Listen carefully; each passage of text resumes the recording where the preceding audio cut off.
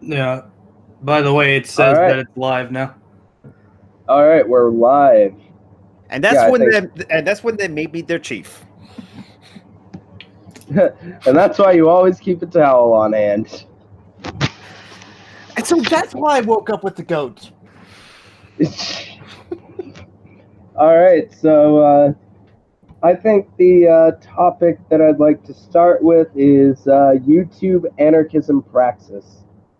Okay. Yeah, so Piper, I feel like you probably have like the most the most of a take on YouTube Anarchism Praxis, but well, so what is meant by praxis? Like, what should anarchists do on YouTube?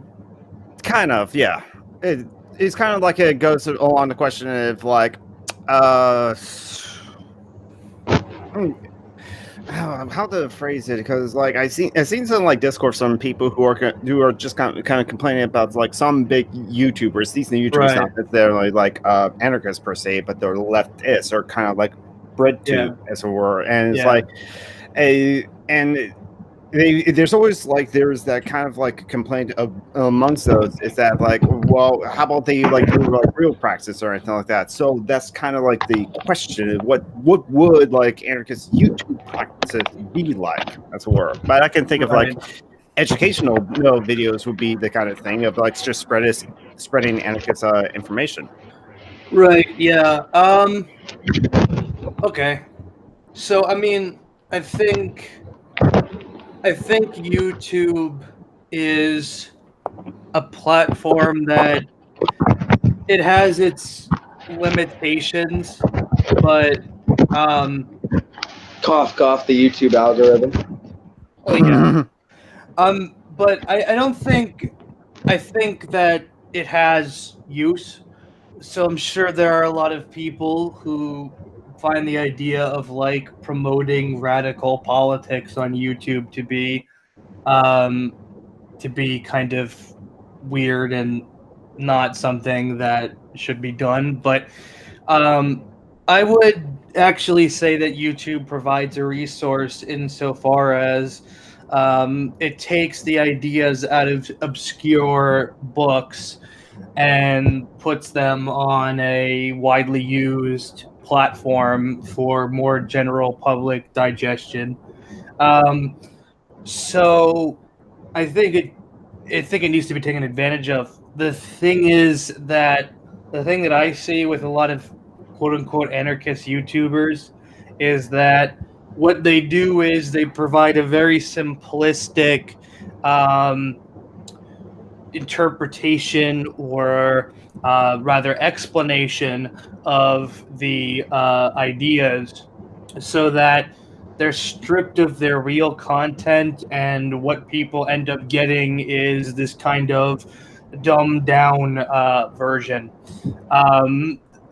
My girlfriend actually got into an argument with a bigger anarchist YouTuber. I'm not going to name names, but they were saying things like, well, reading, you can't expect working people to read theory. Working people essentially don't have the ability to comprehend complex subjects. So we need to present these ideas in very dumbed down YouTube videos. And I think that's really the wrong approach, because then you're not actually presenting the ideas. You're presenting kind of the contours of the ideas without much of the substance. So that leads to people who get a lot of their politics from whatever the latest YouTuber says, and that's it, really. Whereas, and that's not much of an extension of the anarchist movement. It's not bringing the anarchist movement to YouTube. It's not bringing anarchist theory and praxis to YouTube. That's what I think, quote unquote, anarchist YouTube should be doing. I think you should have in-depth conversations about the heretical points in YouTube videos. I think there should be YouTube videos that talk about what anarchists are doing on the ground. I think there should be YouTube videos that talk about geopolitics. I think if there's going to be an anarchist YouTube community, it needs to be one that is an extension of the anarchist movement and not just some videos that some big name YouTubers put out and they get to make a career off it, which is what I think it mostly is now. I mean, what I try to do with my videos is I try to provide those kind of this kind of broader content, whereas I guess most big name leftist YouTubers, usually what they're doing is they're either going to talk about some kind of hot button issue of social justice, or they're going to talk about how right wingers on this site are dumb.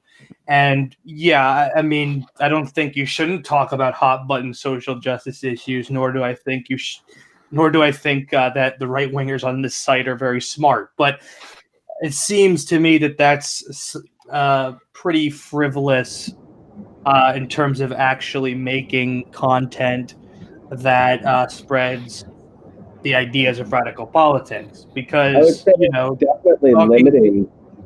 Oh, yeah, go ahead. No, you go ahead.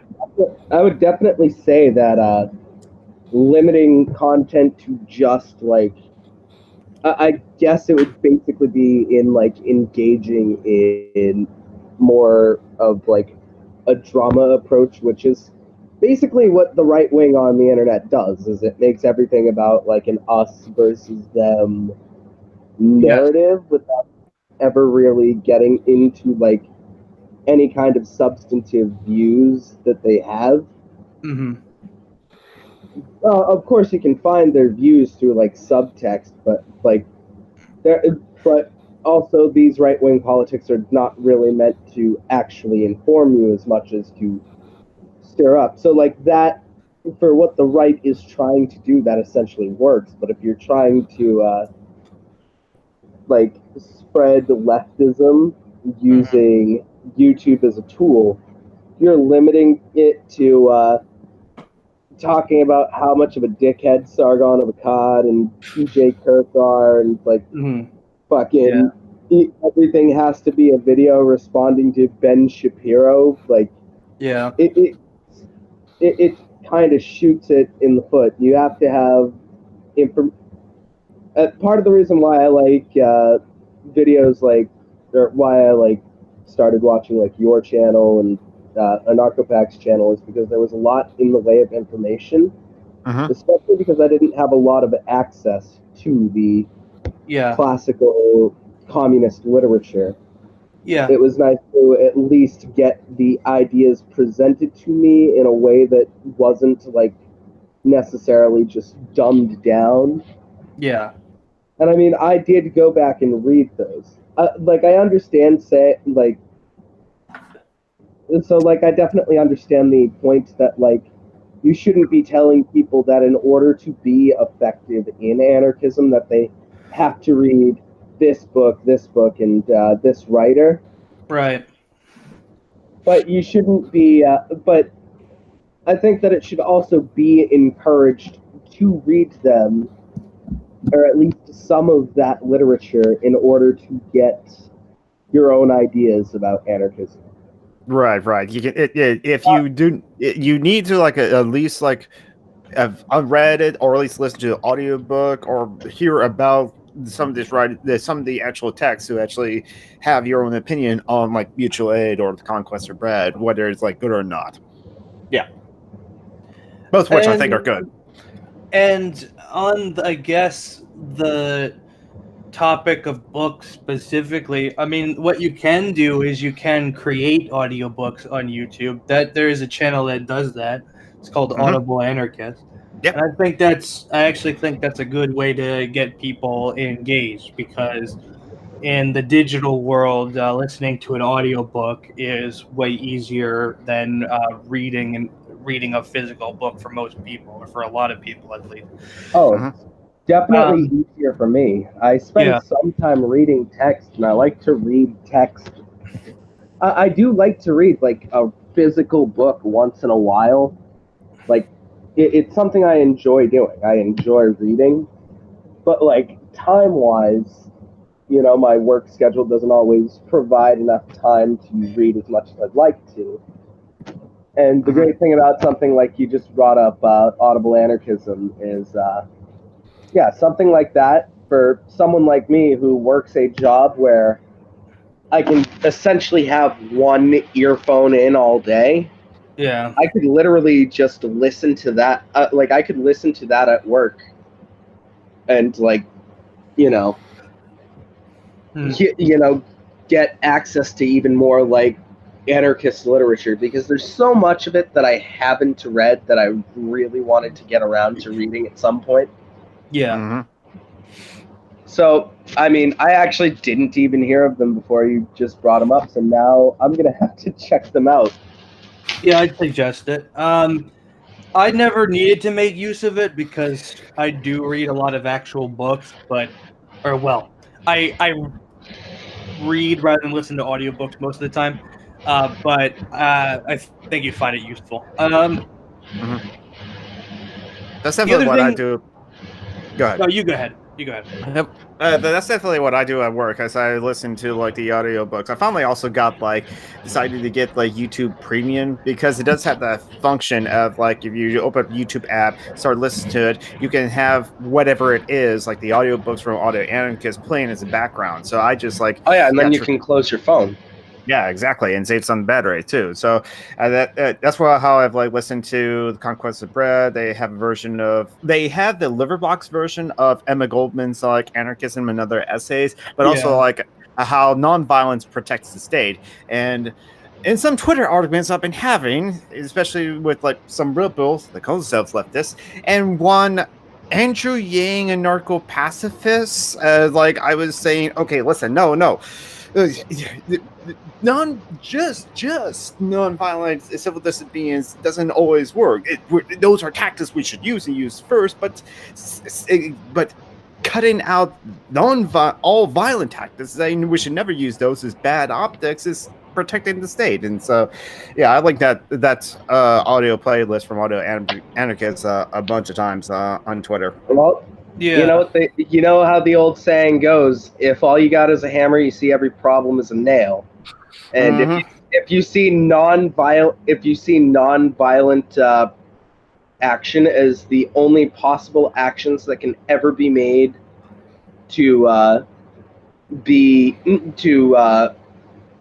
basically for praxis, you're going to view every problem as something that'll be solved by BDS or some whatever fucking boycott, where sometimes a few skulls need to be smashed. Like if fascists are walking through the street, you can't just say, I'm going to non-violently oppose them, and if they start attacking us, we're just going to get beaten. Yeah, exactly. Especially when, like, okay, that's fine if you're non-violent. What if the other side, like the state, imposes violence on you? Like it was like violence that broke up Occupy Wall Street.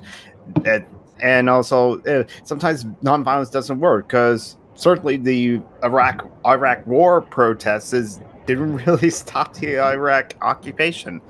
Yeah, they didn't. The thing that I found interesting that the book you were talking about, how nonviolence protects the state, points out, is that you have kind of these supposedly successful efforts in nonviolent activism that are held up as the proof in the pudding of how you can have a successful movement that relies only on nonviolence.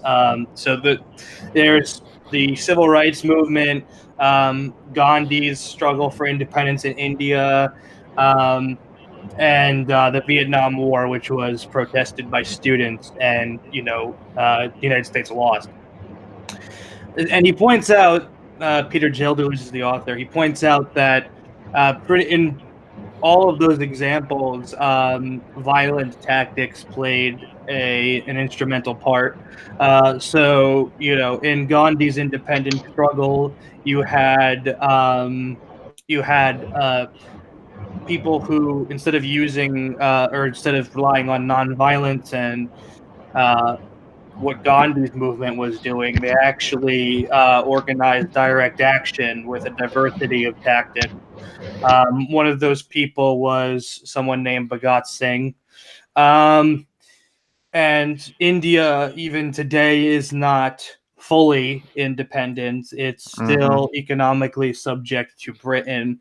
So it, you know, so even if we concede that nonviolence achieved Indian independence, which it wasn't, you know, nonviolence wasn't the only thing used. Even if we concede that, India is still subject to Britain's power in certain ways.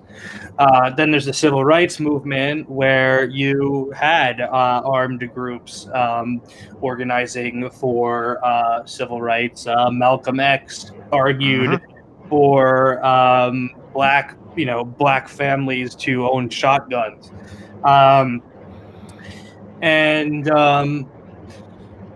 Then the Vietnam War, what defeated America in the Vietnam War was the Viet Cong. It wasn't, although the protests certainly made it harder for the war to be supported. The Viet Cong were the ones who defeated America, not necessarily the protests, the anti-war protests. So I found that in particular that he points out in that book pretty interesting. Yeah, exactly. Yes, and I mean, this isn't to say that nonviolent tactics don't have their place, but right. You should use the diversity of tactics anyway. So along the ideas of like a YouTube anarchist practice, essentially, what would you like if someone was like, I don't know much about like anarchism, what would be some of the channels that you would like recommend to them? Like what are the entry level anarchist channels to recommend, or video series as well? Then what are the intermediate, and then what are the advanced? If we can think of them like that, or if we can think of certain educational YouTubers at least that can do that sort of thing. Right. I mean, that's kind of what I try to do with my channel. I try to combine introductory material and also more advanced content, where I regularly find videos that are made by people on LeftTube, and I criticize them from my perspective. And for me, that's a way of having a discourse that's not just introducing people to the ideas in a simplistic way, but is discussing them on a broader level, where we can also do things that are maybe more advanced, such as criticize the ideas of others who are nominally in our quote-unquote camp.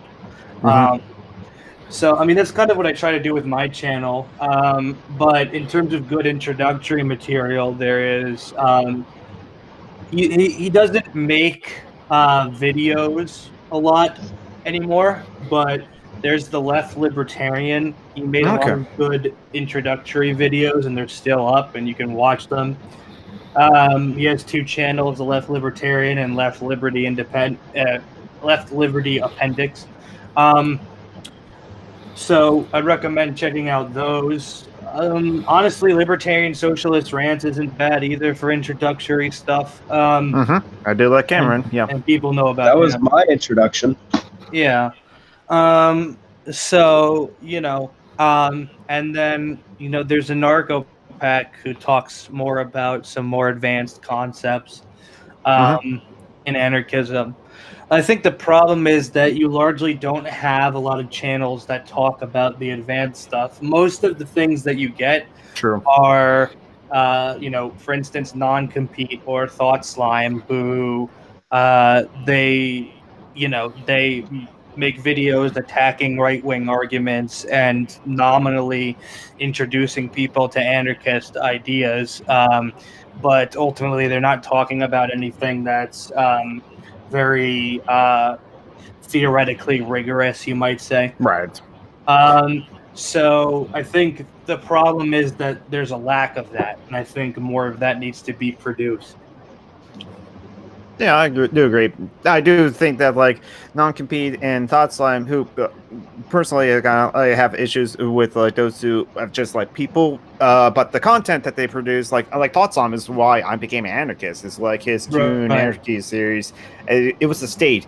That was the last thing to like convince me that it's like, oh yeah, there's problems with that institution. Oh, okay. Since now I have criticism of the state, I guess that makes me an anarchist, because I had all the other boxes ticked. Because like, I was anti-capitalist, feminist, then agree with all the other coercive, unjustifiable hierarchies that need to go away, and so the state was the last one. So yeah, I do agree that like, and they can be. I think also it's like there can be a time and a place for those channels or anyone that is an anarchist that's on YouTube to just sit around playing games, because sometimes you can get people into those like space. You can invite them in with like games. Oh, this person is playing video games, and then maybe it's like they drop something or mention something about anarchist content, and that could like be their introductory link to like other channels and other anarchism. So yeah, sure, yeah. But plus, there's also like a time and place for like, I just want to be entertained, and hey, this guy is laughing at this guy, or this guy's like poking fun of like this thing. So yeah. I mean, yeah, YouTube is an entertainment platform, Sure. So I think there should be content from anarchists. I mean, I think anarchist content should be entertaining as well as educational. So, that's one of, I think, the weaknesses of Anarcho-Pack's videos is her videos tend to be kind of dry. And, also, even with, if Thought Slime and non-compete are convincing people of anarchism, I think that's a good thing ultimately. Sure. The only thing I would say is I think there needs to be, I would like more in terms of anarchist content on YouTube, and I don't just say that. That's what I try to deliver with my channel, but there needs to be more than just me, obviously. Yeah, I definitely think there need to be more channels. Like, I mean, yours was also one of the like first few that I saw on YouTube, which actually made it pretty funny to me when I like first met you. I'm like, oh shit, this is your old channel name was Red and Black Revolutionary. I'm not sure what it is anymore. Is it still Social Revolution? Yeah, I didn't change it after that. Yeah, it's Social Revolution. Yeah. I don't know if you ever changed it before in between that or not. But, there was only the one name change. If there was a second name change, I'd probably be doing a lot worse if there's a second name change, I'd probably be doing a lot worse than I am right now, but Well, my busy schedule is, I'm doing a lot better than I ever thought I would with this channel, if I'm completely honest. Mm-hmm. Like, I never thought... I thought that it was going to be, like, at most I'd get, like, 20 subscribers. Yeah. Yeah. I mean, but yeah, definitely... Go ahead, sorry. But, definitely something that's not helping my channel is the fact that I work a full-time job and some amount of overtime every week. Mm-hmm.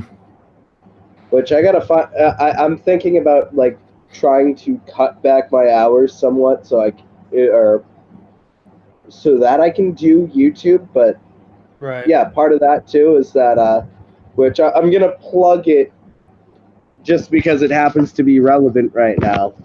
Is I do have a Patreon in the description. Yeah.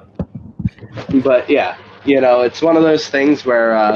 Hint, hint, nudge, nudge. Give American Anarchist money. Patreon.com/American Anarchist. You can call me Kristen. It's not. Yeah. I was about to mispronounce it.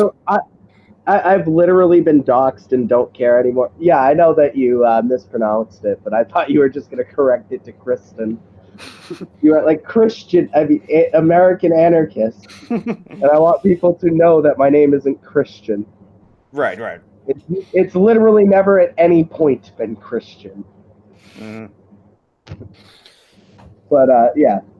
I also have a full-time job, and it's like, and for me, it's honestly, it's like I've been thinking of ways of trying to get more hours, and I've been told to like cut back if they don't need overtime, Jonathan, or it's like okay, Jonathan, they're complaining to me about your overtime. I understand you have a lot to do, but it's like we got to figure out a way to cut it back. But that's only because I'm trying to get as much overtime as I can, because I'm financially helping a friend.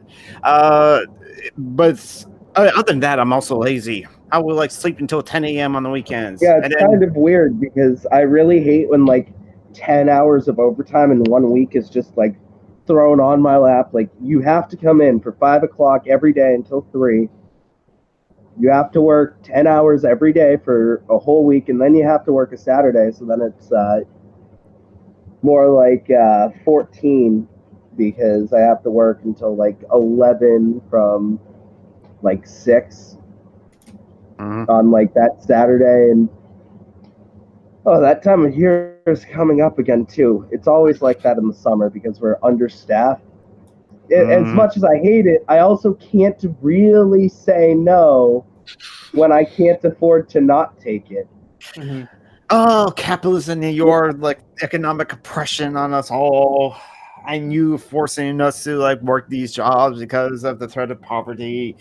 Oh, damn you! Oh, yeah.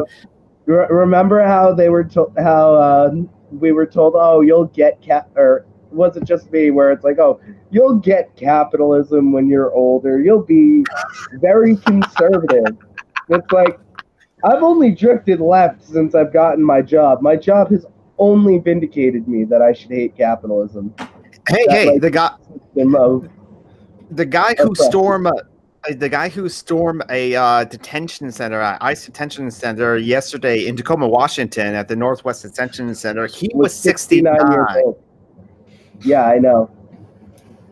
I read that this morning.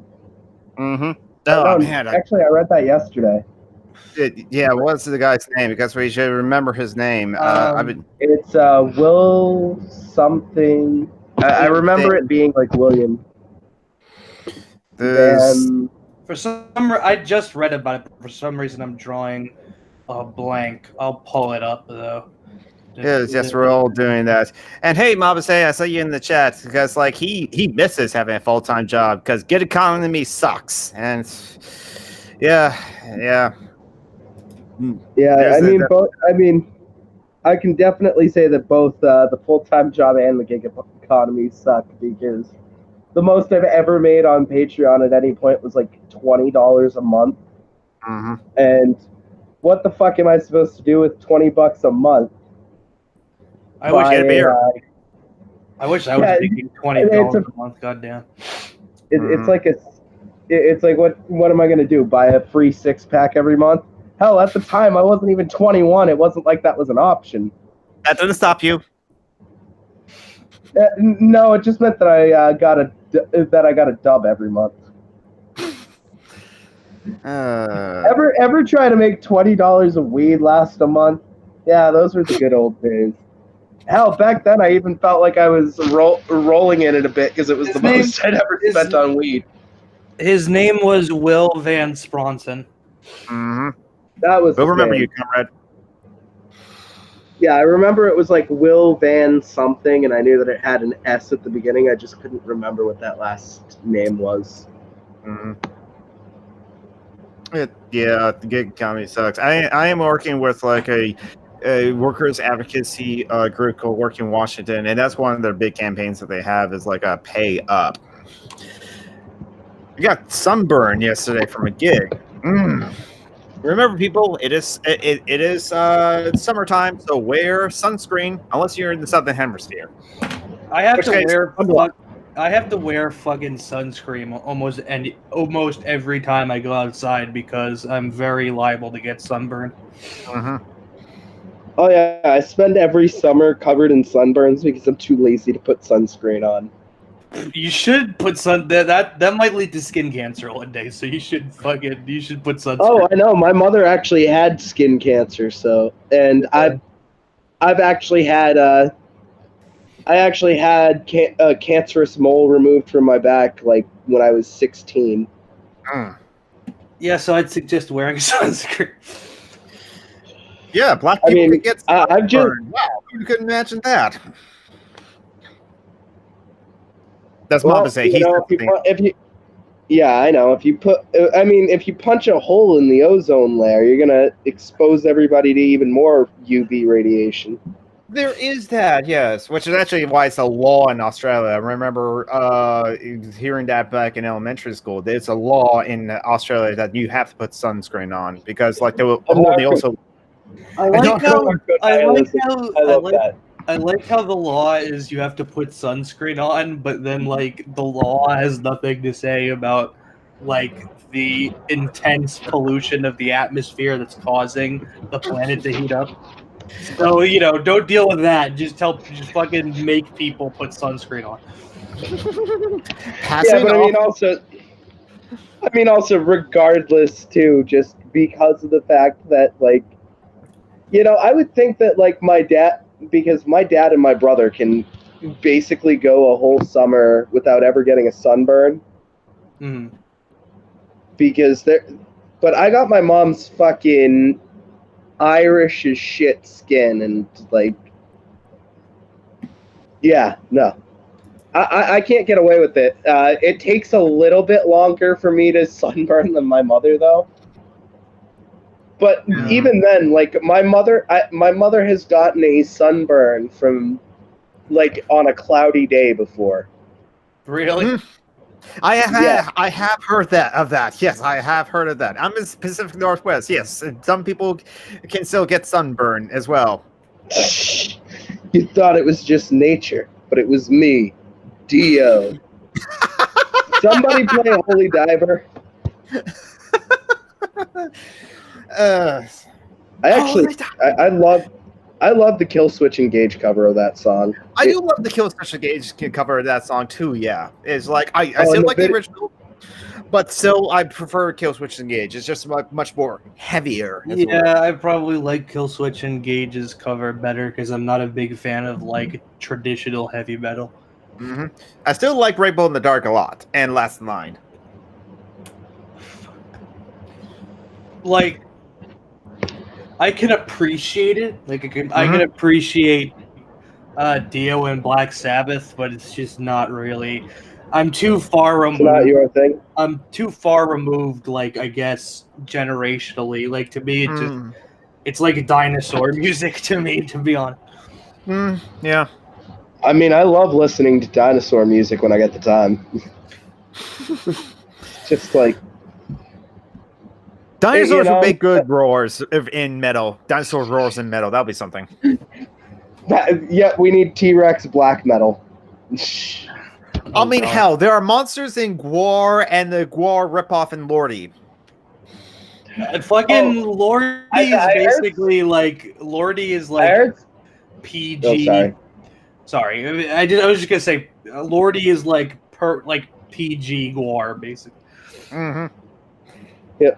Although I saw something, I think it was like last year, that apparently like the last original member of Gwar actually died. I mean, I know the bassist died, and then the singer, I forget his name, but his stage name is Odorous Urungus. He died. I know literally nothing about Gwar. All I know is that my mother told me that my aunt dragged her to a Gwar concert once. Wow. And my mother told me the story of that, so she's like in the mosh pit, or not just outside of the mosh pit, and she got knocked down, and as she's getting up, they're spraying the fake blood, and she sees the blood on like her hands and thinks that like she's severely injured, only to see that they're like spraying fake blood all over everybody. That's epic. Mm-hmm. Yeah, I was into Gwar when I was in middle school. But yeah, they're Well, you should have been a normal kid and gotten into Slipknot by then. they're an interesting group. Emos has best music. I won't argue. I mean, I won't disagree, but I bet Piper will. Yeah, I'm not a fan of emo. I mean, there's things that I like that could be like put under that umbrella, but I'm generally not an emo fan. Like, I don't know. You're just kind of like new metal, grindcore, and black metal, basically. I mean, there's other stuff, but for me, it's like any kind of metal. Just like I'll listen to like most any kind of like a metal. And in high school, I'll listen to it.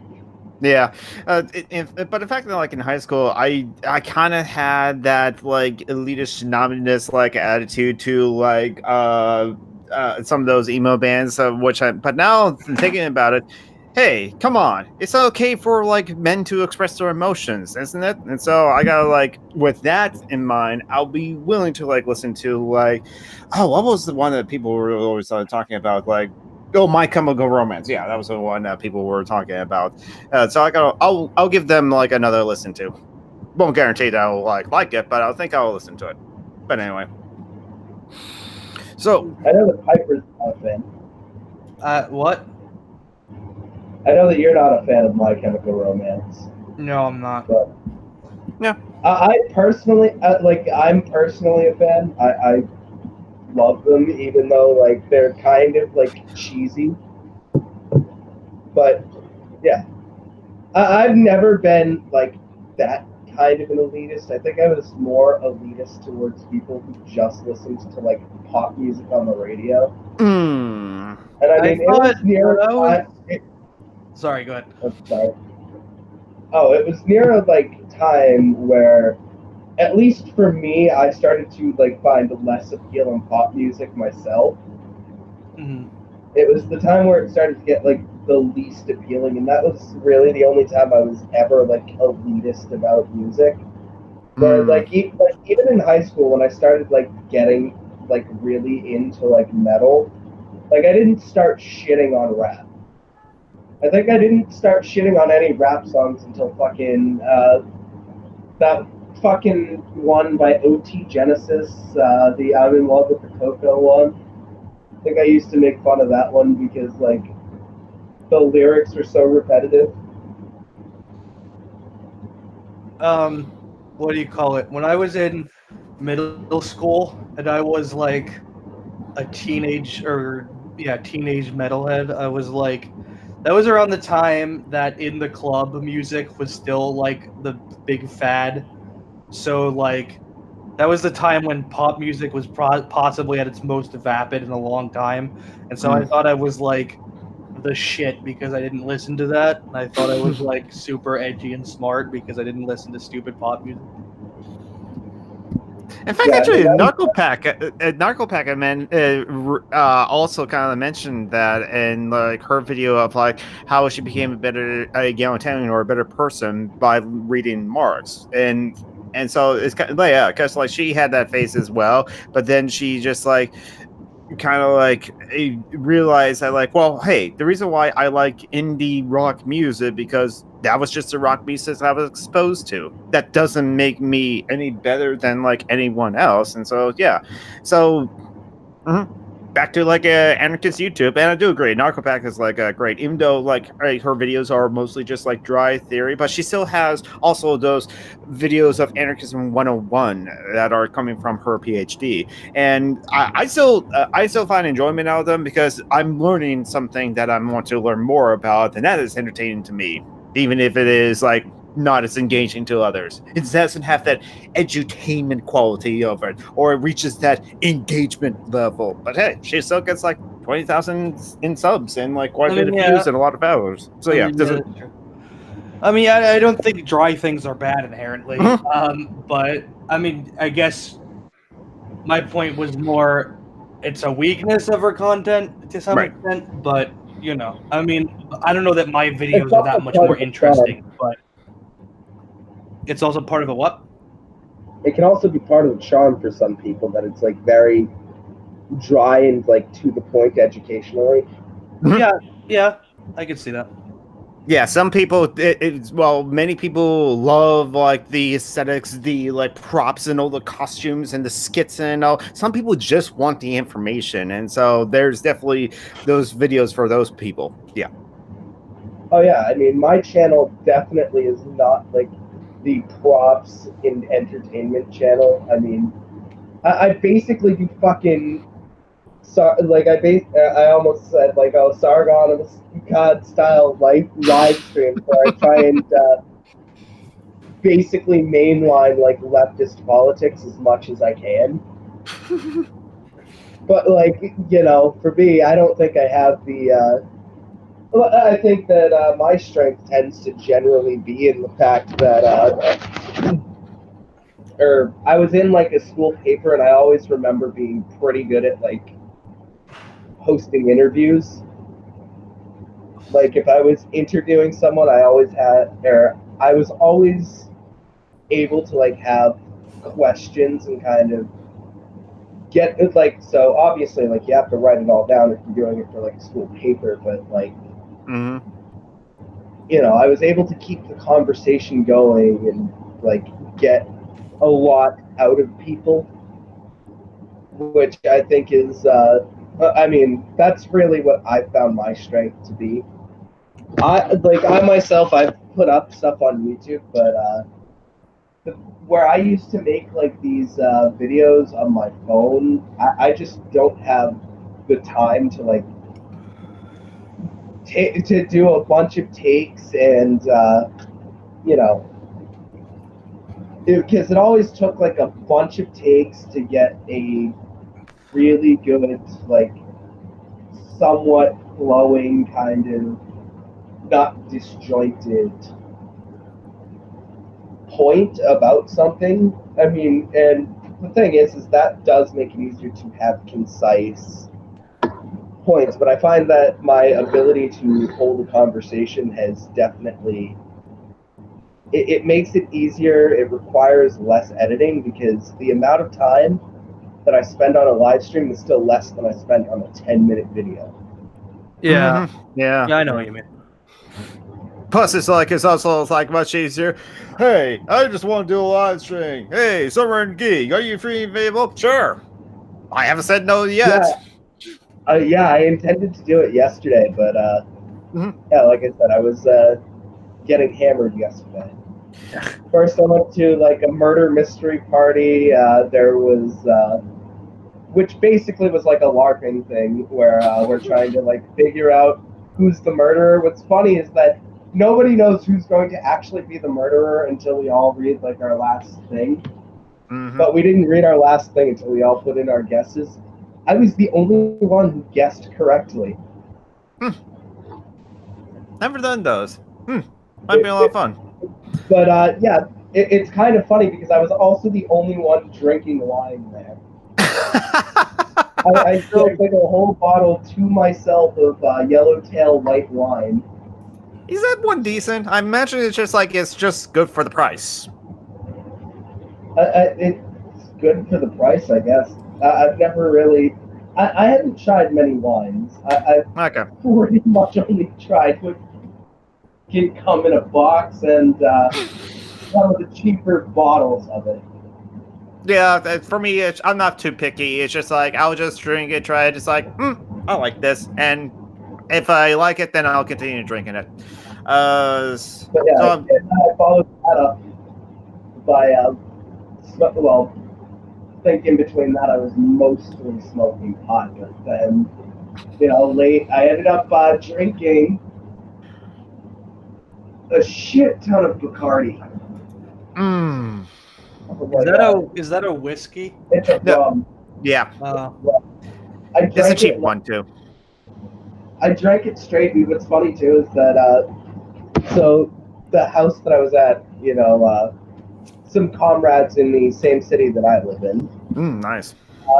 A few weeks before of like the same rum, of like the same kind of rum, their partner had basically put like a good amount in like the glass. Like it had to be a good like 3 ounces of Bacardi, and just and went like, oh, told me. I hope nobody thinks this is water.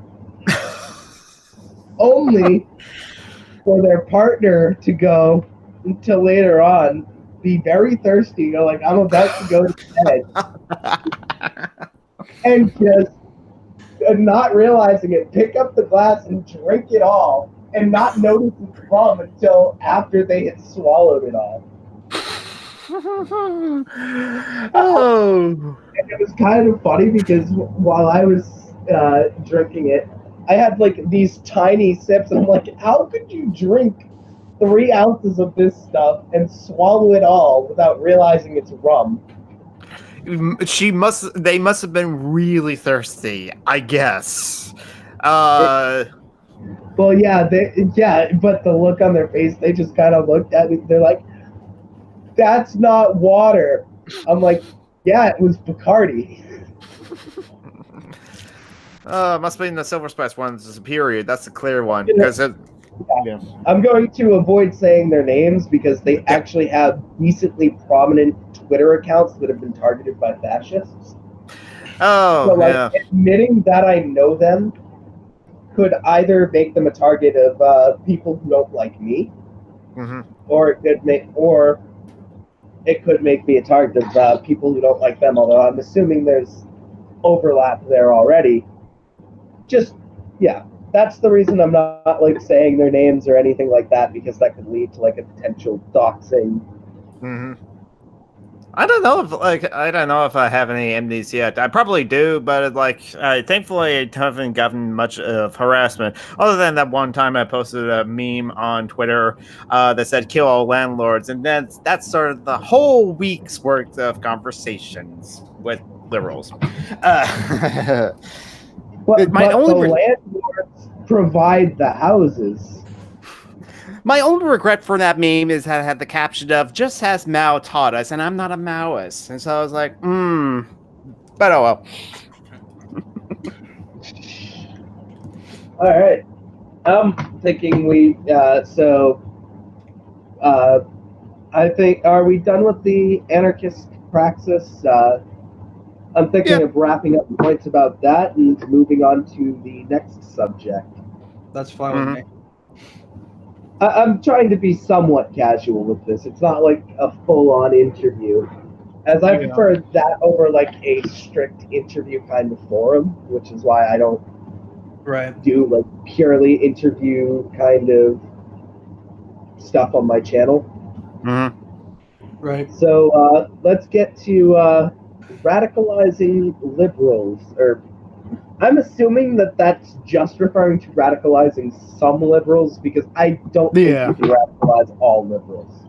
I kind of learned that, but I already also know of like some liberals, some of which who I'm friends with, who are just like, okay, they seem to be firmly in liberalism, and so they're not going to like.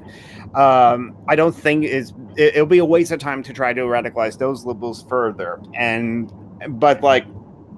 And I kind of have to like also personally figure out at what point I gotta like not bother discussing this any further with like my brothers or like some of my coworkers, because if they're gonna keep on repeating, but there's always gonna be hierarchies, and it's like, okay, don't bother. Right. Oh yeah, it's a pointless. Like at that point, it's literally just a pointless conversation. And something that like my like very much conservative grandmother does is that when I decide I don't want to talk about like politics after that point because I find it a useful conversation, I'm told that I'm just afraid of new ideas and that I should be willing to have political discussions even if the other person isn't going to change their minds even a little bit. And it's like, what the fuck do you think the point of a political discussion is? It isn't like, it isn't just like an ice cream flavor where yes, you can get into a pointless debate about which flavor's better. And I'm willing to get into like debates like that, like completely for like jokes, because ultimately it doesn't matter, because everyone knows chocolate's the best. And pineapple belongs on pizza. But I mean, it's the fact is, because it's inconsequential, Right. you know, I don't have to try and convince anybody of anything, and you know, you get into like arguments, and it's really, you're talking about why you like something. Like Last Jedi was a great Star Wars movie, and Return of the Jedi was a great Star Wars movie too. I'll die on those hills. I watched what was it? What was it? Not the Last Jedi, the one before it. Force Awakens. You literally said it. Yeah. I saw The Force Awakens, and I actually really liked that. Yeah. I need to rewatch But yeah, you know, ultimately, you know, that's something inconsequential, and basically, my grandmother thinks that talking about politics is talking about something inconsequential, and it's like, no, the reason I don't want to have this conversation is because it's inconsequential, and if you're not going to change your mind on it, I've already chosen how I feel about you. Yes.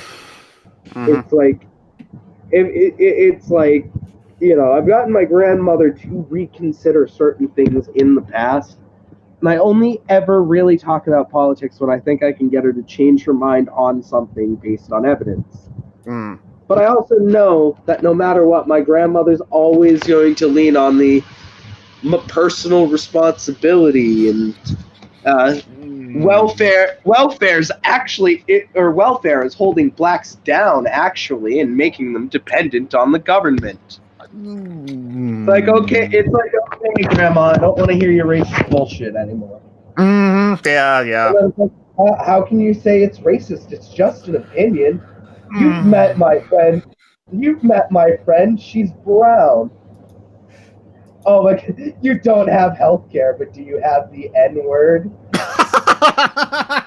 Yeah, I did see that in the chat. Yeah. I just saw that in the chat, which, by the way, I've talked to Mabase before. Like, he's really cool. Oh, yeah, he defended me on, like, Twitter as well. So he's really cool, yeah. It's like, yeah, I find it funny. It's like, oh, you don't have healthcare, but do you have the N-word? It's like, I could go to Britain and say the N-word and not get arrested. It's a matter of that you shouldn't. The good old days when they were dependent on masa. Yeah. Is that how you pronounce that? I don't know. It's pretty sure it's supposed to be massa, because it is massa. He's referring to slavery. Like, he's saying like, so, you know, basically, like, it's bad that black people are dependent on welfare, but, like, you know, we're not going to address the fact that, you know, like, that, like, they literally were enslaved for like half a millennium. Like, when you think of how long, like, they were enslaved, it's not like their problem isn't welfare. Their problem is that they haven't been repaid for, like, all the damage done to their communities, and for being, like, removed from their land to become slaves for some fucking bougie men who wanted to rebel against the British government. Yeah, and then, like, even if you propose the idea of, like, reparations, or if that's the one, reparations. That's the word, reparations. Some conservatives are like, oh man, what? They're fine now. Why did we have to, like, do all that? And it's just like, dude, man. Well, yeah, it's conversations like that. Well, also the idea too that, like, there's any such thing as equal opportunity in capitalism. Yeah. And like that is just a pure fucking conservative pipe dream / like propaganda point. Because it depends. Because like basically more conservative people who are working class, like I think are more likely to actually believe that to be the case.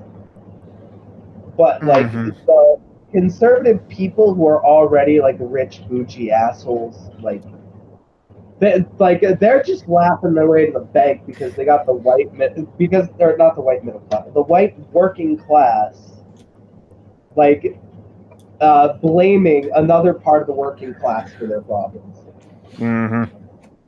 Like, you fucking idiots! You think that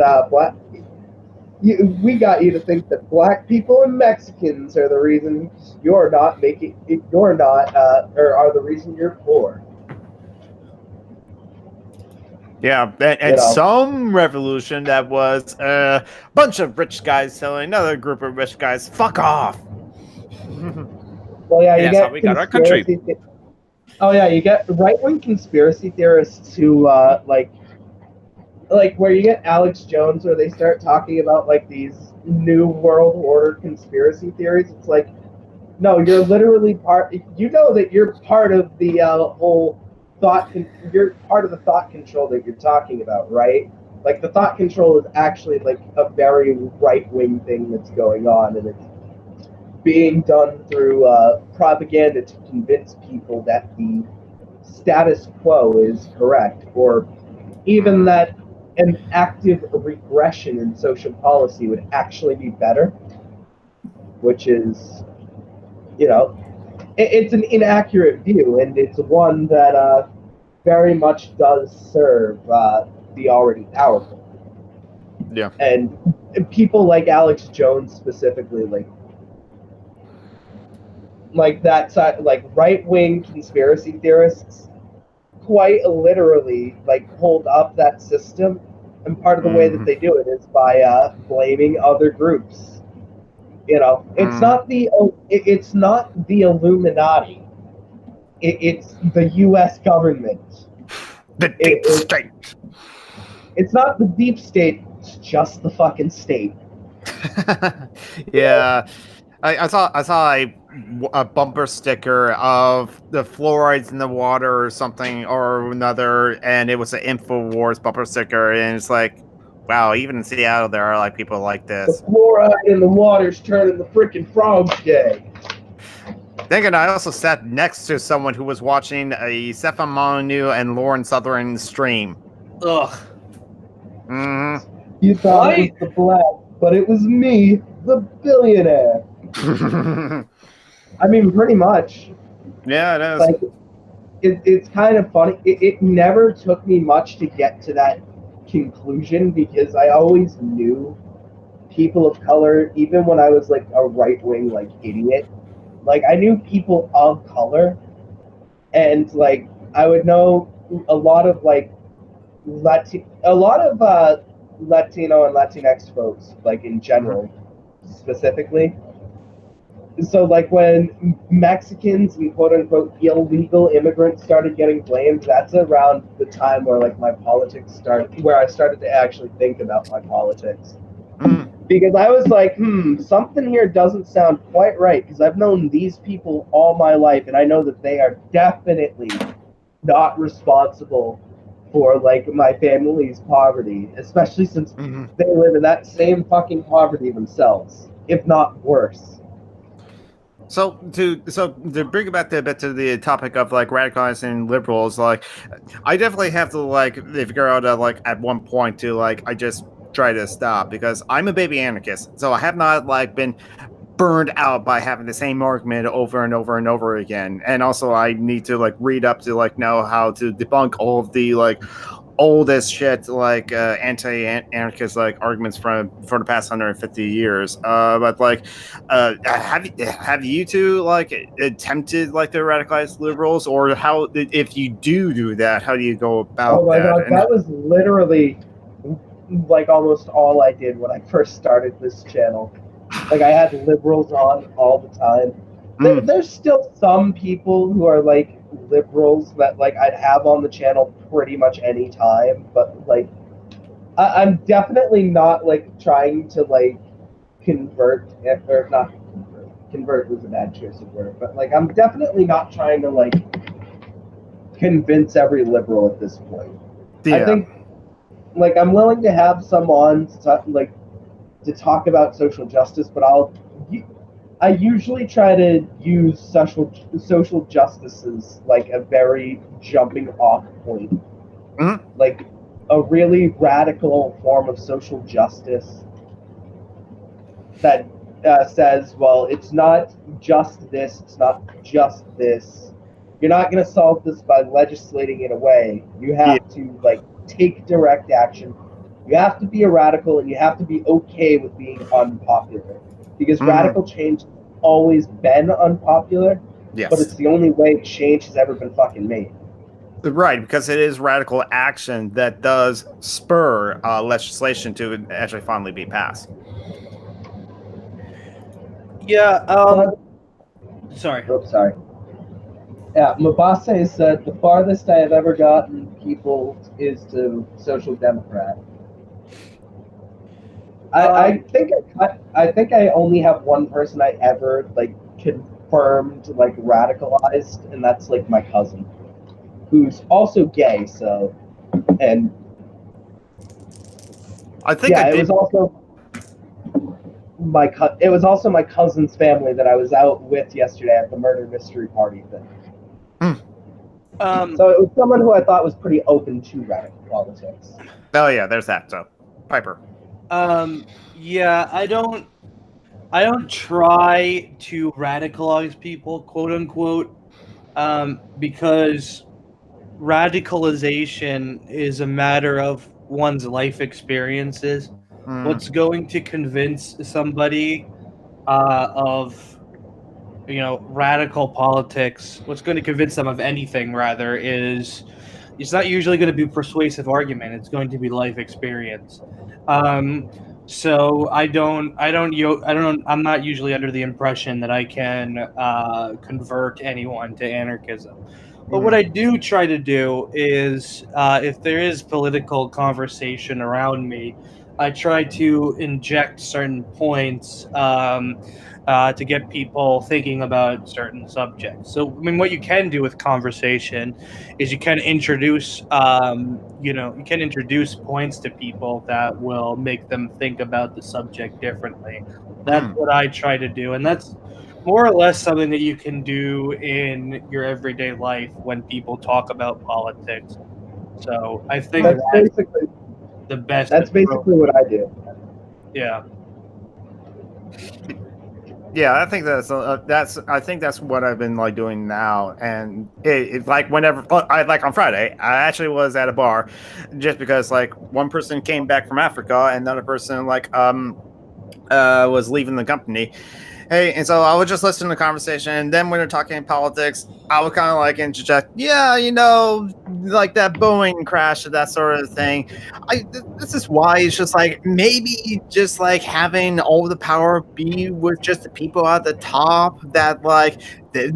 Even though all of you below, all the engineers and everyone saying that like there's something wrong with this, we'll still like sell it because we have to sell it because we want to keep our revenue numbers up. We don't want to like lose our faith from our stockholders and something like that. So that plane will leave the building and we'll go to the customer, and we're not going to listen to those guys. It would be nice if like maybe there's like democracy at the workplace where it's just like everyone gets to like have the power to like decide on things, like that plane's not leaving the plant because like there's a flaw we have noticed. It'd be nice to that instead of the structures of like most companies has nowadays. Yeah.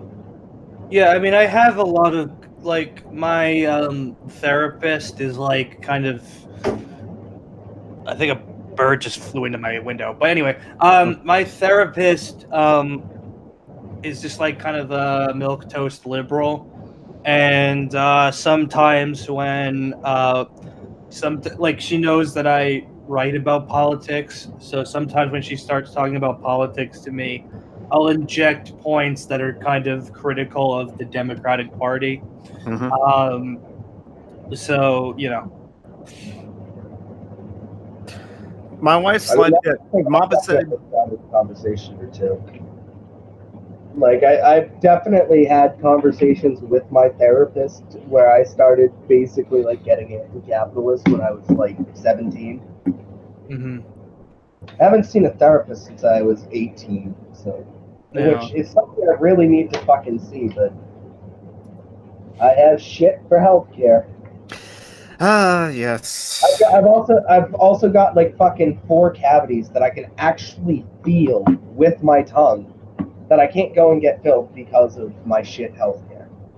Oh, yeah, that's right. So I remember I have a friend that also has that problem too, and like needs like $300, and just like I'll do the best I can, like share around her like links and social media and stuff like that, which is what I've been doing. Mapase has like a question. My wife is sliding into Marxist-Leninism via Thomas Sharka. Should I be trying to fight this? Chikara. Sorry. Thomas Sankara. Thomas Sankara. Should Mapase be trying to fight this? I don't know. I mean, if it was me, like, I'd probably... I don't know. I'd probably try to challenge the person on certain things. But, you know, once again, it's more or less people's life experiences that are going to convince them of things. So I don't know that there's so much that you can do personally. I don't know. I mean, I've kind of been in that situation before, like, you know, but I don't know. I mean, I don't know. If you feel like you have to challenge that in some way, I would say do it. But, you know, if you don't, then you don't have to. Yeah. I'll mention this one that like American Johnson, he's a self-identified anarchist, and his girlfriend Luna Oy is a Marxist-Leninist, and so hey, they get along, and then that will be the question is like how important is your relationship with your wife is versus how important you feel it is to try to like convince them to not be a Marxist-Leninist, be an anarchist instead. So that's the balancing act you gotta like ask yourself: is it worth it to do that as well? And honestly, like I don't know if I have. Okay, no, I've like talked to in real life a Marxist before, and maybe I've have like interacted with other Marxists before in real life that I don't know about. I do kind of like separate my interactions with like other leftists offline versus like online. Like online, Twitter's a cesspool, so there's that. So I do kind of like view tankies and MLs differently from my interactions with them on Twitter. Mainly whenever they harass like my trans friends or are just being bigoted to like other people, I say screw those people. But in real life, I'm not going to suggest that there needs to be any left unity, especially not online. We don't need left unity. There's plenty of anarchists that we can converse with online that we don't need to like unite with like other leftists.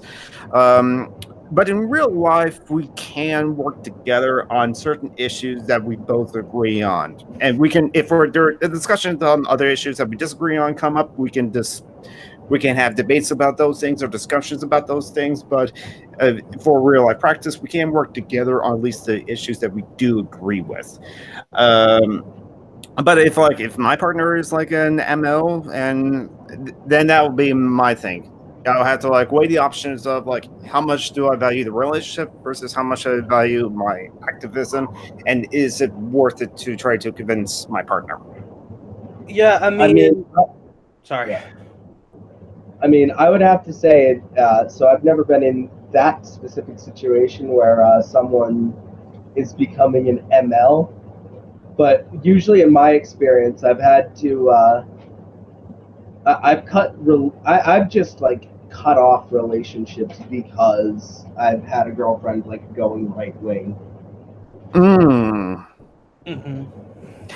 Yeah, it hasn't been my experience, at least. I mean, recently I've mostly just dated people who have like basically the same politics I do. Not like the exact same, but like basically people with anarchist politics.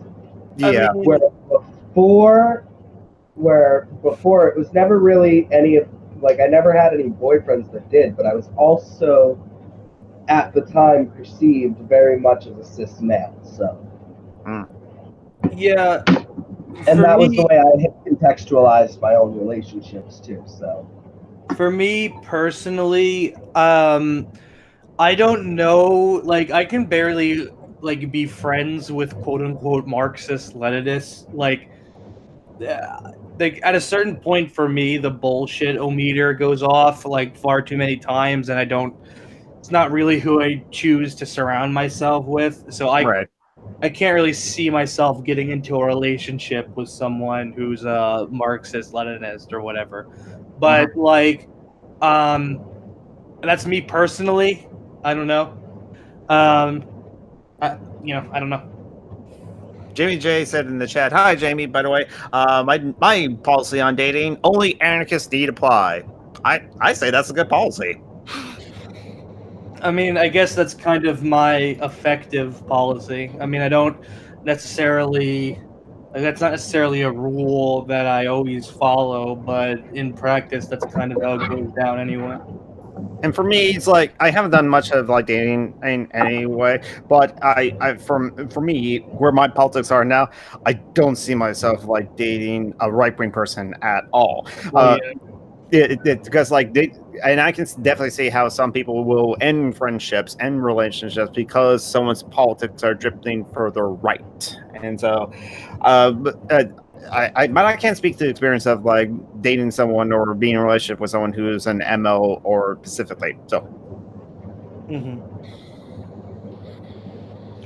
Yeah, I don't know. I'm not. yeah, I can't see myself being in a relationship with someone who's like, yeah, I mean, fucking too many immigrants. We need to get rid of them. Like, I don't know. no, I want to like go down to the concentration camps and just like free those immigrants. Or if the ice raids happen in my neighborhood, I want to like stand up and like say, hold on, wait a minute. They have their rights. They have a right to the lawyer. They have a right not to speak and all that sort of thing. So, and hopefully stay safe out there if the ice raids are coming to your neighborhoods. But they won't come to the ghettos. My friend kind of like said, yeah, those nice people are not coming to the ghettos. The gangs will make sure of that. oh, that was a good point. Oh, I get. Oh, that's who was talking. Yeah, I'll send Miguel an invite. I just assumed Miguel was busy because Miguel almost always says no whenever I invite him. I haven't talked to him in like. I've only talked to him kind of on Facebook. I haven't talked to him in a long ass time. But yeah, with Mabase also brought up something. It's like, I love her and we have 2 kids, but the state bad memes are kind of annoying. I mean, that's you can definitely say is like, hey, this kind of annoys me. So like, I would like it if you would like kind of like tone that down or stop, and you can have that discussion.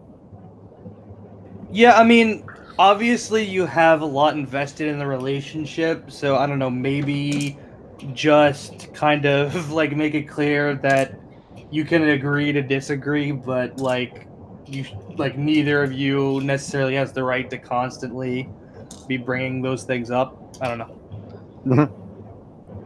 And we're all anarchists, but we can't tell you what to do. Of course. That's true. Okay.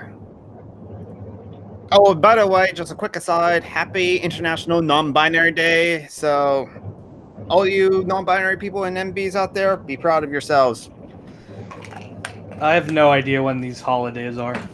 I didn't know until like today, and it became a hashtag. This is one of the few like trending Twitter themes or trends that I actually is for me. I was like, okay, I actually like that, because yesterday it was about Scarlett Johansson, which I was like, oh god, what did she say? Oh, did Scarlett Johansson say something stupid or something? Yes, she said she's like a fucking vaccines cause autism mom. So like, Hello everybody. Hello, Miguel. It's been a while. Yeah, I haven't talked to you in like a long ass time. I know. Only tidbits and pieces. Yeah, on Facebook. Yes, indeed. I heard Scarlett Johansson's name. What did she do this time? Yeah, I what did think she do? I gotta like pull up the quote or just like Google search that Scarlett Johansson, because I think she said that she can play anything: a woman, a man, a tree. Oh my gosh. I'm sorry, but I don't think of Scarlett Johansson as an actress. I mean, honestly, if Thora Birch hadn't destroyed her own career, well, technically her father ruined that career for her. Wait, I was thinking about something else. I was thinking about another person when I said the thing about the vaccines causing autism. You're thinking of Jenny McDermott. Yeah, that's who I'm thinking of. Thank you. Sorry. No, Jenny McCarthy. Jenny McDermott is Yeah, Jenny McCarthy. Yeah, Jenny McCarthy is the one. Yeah, she used to be a Playboy person, I think. Yeah. Yeah, so yeah, that's who I was thinking of. But yeah, I mean, I can't imagine that Scarlett Johansson is any more like I don't know. I can't imagine her opinion is any more valuable, considering that like she voluntarily takes like whitewashing roles in movies. So like I don't know. She Ghost in the Shell was not a good movie. Yeah. Even then, and I say this as someone who's quite the movie aficionado, and I've seen her in action. Honestly, she's not that great of an actress. She has memorable roles, but that's only because she's often joined with other superior actors and actresses. Yeah, I don't know, like a fucking black, like her performance in as Black Widow in the Avengers was really bland. Like if it was just a movie about her being Black Widow, it would have been insanely boring. The only like that one's coming. She's like, I mean, if that is coming, that's going to be horrible. But fucking like her performance was just not remarkable at all as Black Widow. Like I have to say, like it seems like the only reason that she was cast as Black Widow is so they could put her in a latex suit and fucking have like dudes oogle her ass or whatever the fuck. So, oh, indeed, it's fan servicing. That's the new du jour for the now ever popular superhero films. Yeah, it seems like it. And I found like a news article. For some reason, I got like a French one or something like that, but I got translated. Basically, Scarlett Johansson defends her right to play anyone because, yeah, there was that like time she was going to be cast as like a trans man. Oh yeah, I remember that. Yeah, and that was by the same director who directed the live action Ghost in the Shell. And I saw that movie in the movie theater, and I was really pissed off because why is that director like dedicated to like whitewashing things? Like what the fuck? Like I don't know. I don't know. It's because like as I watched Ghost in the Shell, the live action one, I thought that like, okay, you at least gave her a different name. She's not Makoto Kusanagi, she's Miriam Killian. But then in the third act of the movie, it was revealed that no, Scarlett Johansson's character is Makoto Kusanagi. Her ghost was from a Japanese girl that they put in the apparently fucking like they had the Japanese actor play the character for like the beginning of the movie, and then when she becomes a robot or whatever, like she gets Scarlett Johansson's face. It's such like bullshit. Yeah, it was a shit show. You know, in all honesty, the interesting part is that Hollywood is very, contrary to what most people believe about Hollywood being the super liberal place, Hollywood is very ass backwards in comparison to even TV series and foreign cinema and even independent cinema here in the States. Because if you look at other movies, they seem to be a lot more open to the idea of having much more gender non-conforming people and a lot less cis people, and not make it look like a Scarlett Johansson scandal. I mean, for example, recently we've had more transgender representation. For example, I don't know if y'all are familiar with the TV show Pose. I'm not. Well, this is a show that's on FX that came out last year with Ryan Murphy and Stephen Canales and Brad Falchuk, and it was the TV series is still running at its second season currently, and it is right now the only TV series with a full cast of trans women of color. That's cool. And I know of a lot of people have been complaining about how we don't have enough representation, but yet in all the circles that I've been hanging around with, and even on the internet, nobody talks about this show enough. and yet it is the perfect show that we've been waiting for a very long time, because it's about time that we have more representations like that. I mean, and also we've also had another movie that came out a while ago from the director Sean Baker called Tangerine, about two trans women of color who were sex workers in their day-to-day lives. Mm-hmm. That was really particularly real interesting and well-rounded. It didn't feel voyeuristic or exploitative. Yeah. I find it interesting that we're living in these kind of times now, that these representations are slowly creeping in, and for all the good and right reasons. Not always perfect, but it's definitely coming on the right track. Whereas when you look at Hollywood, a lot of this stuff is somehow doesn't even seem to exist, and then when it does, it always exists in some rather tragic or rather problematic way, that almost to the point where it turns you off and you don't even want to watch it anymore. Mm-hmm. Yeah.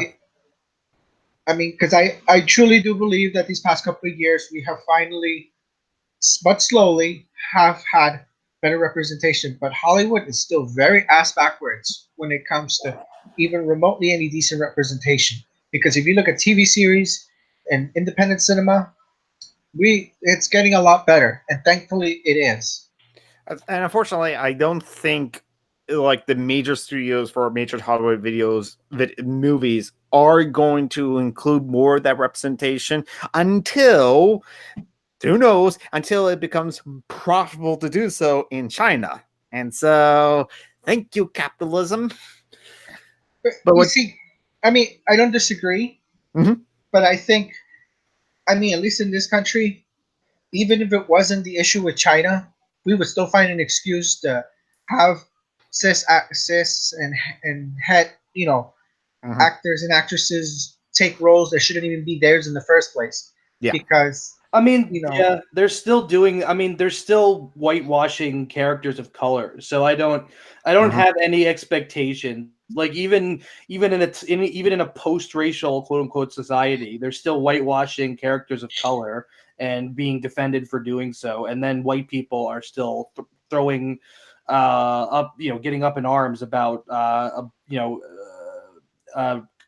characters that were formerly white being recast as people of color. So I don't given that we're still at that level, I don't have any expectation that in a society like ours, where plenty of people still believe that trans people are just mentally ill weirdos. I don't have really any faith that they're going to anytime soon. There's going to be any representation for actual trans people in media. I mean, gay representation for representation for gay people even is that's if you go 10 years ago, that gay representation in media was horrible. It was basically just any gay character was just the effeminate friend of a female character. So I don't really have any faith that anytime soon that we're going to see actual trans representation in Hollywood features. I like what JBJ said in the chat. We need more trans people playing cis folks for their own genders and generating cis tiers. I do agree with that. And black mermaids are valid too. Yeah. Honestly, I find it really funny, the whole thing going on with Black Ariel, because these are the same kind of people that will defend Scarlett Johansson. Yeah, it's interesting. Yeah. But they'll defend Scarlett Johansson and basically they'll be like, oh, it's all right for her to play this character and this character, but don't you dare touch Ariel. Yeah. It's okay, for one, Ariel's a mermaid in the fucking Caribbean, and people there are dark, and two, it is literally impossible for a mermaid to be white because the ocean is filled with salt and white people hate seasoning. I did retweet that meme. Yes. You know, I'm not exactly surprised that a lot of people are very offended by the suggestion Oh, I'm that. not surprised. I'm just like baffled, I guess. Not even that personally, to be honest with you, because let's be honest here. If anything embodies the overbearingness of whiteness, aside from progressive rock, it's Disney. Mm. Yeah, I would agree. I mean, like, Calling me out there with the progress. well, I mean, like, look at old Disney movies. Like, look at Dumbo, for instance. Like, with the fucking racist crows. Like, Yeah. Wasn't one of them literally named Jim? yeah, yeah. Oh, Like, geez. yes. One of them was named Jim. I'm pretty sure. Yes. It was in the 1940s too, or around that time. Yeah. I don't really watch Disney movies. I don't waste my beautiful eyes and releasing CO2 onto the air to watch Disney. I don't care for Disney. I just know a lot about Disney because we live in a country where you can virtually not even escape it. Yeah. You know, they will just buy all the other entertainment because they're like that. I mean, Disney's involved in a lot of projects, and that includes pornography, contrary to what most people believe. What the fuck? Wait, tell me about that. I want to hear about this. Well, actually, I don't think most people understand that Disney is a very powerful company. They have their hands on a good chunk of entertainment. Mhm. I mean, they might not explicitly tell you that they're in pornography, but I'm sure their shareholders and probably themselves through other names probably do have some form of distribution of pornography. Because pornography is a very corporatized institution these days. Yeah.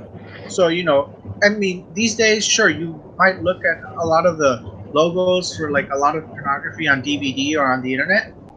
I mean, who honestly buys pornography on DVD or Blu-ray these days? Except for the people who are more invested I in the gotta 70s. make sure it's in HD.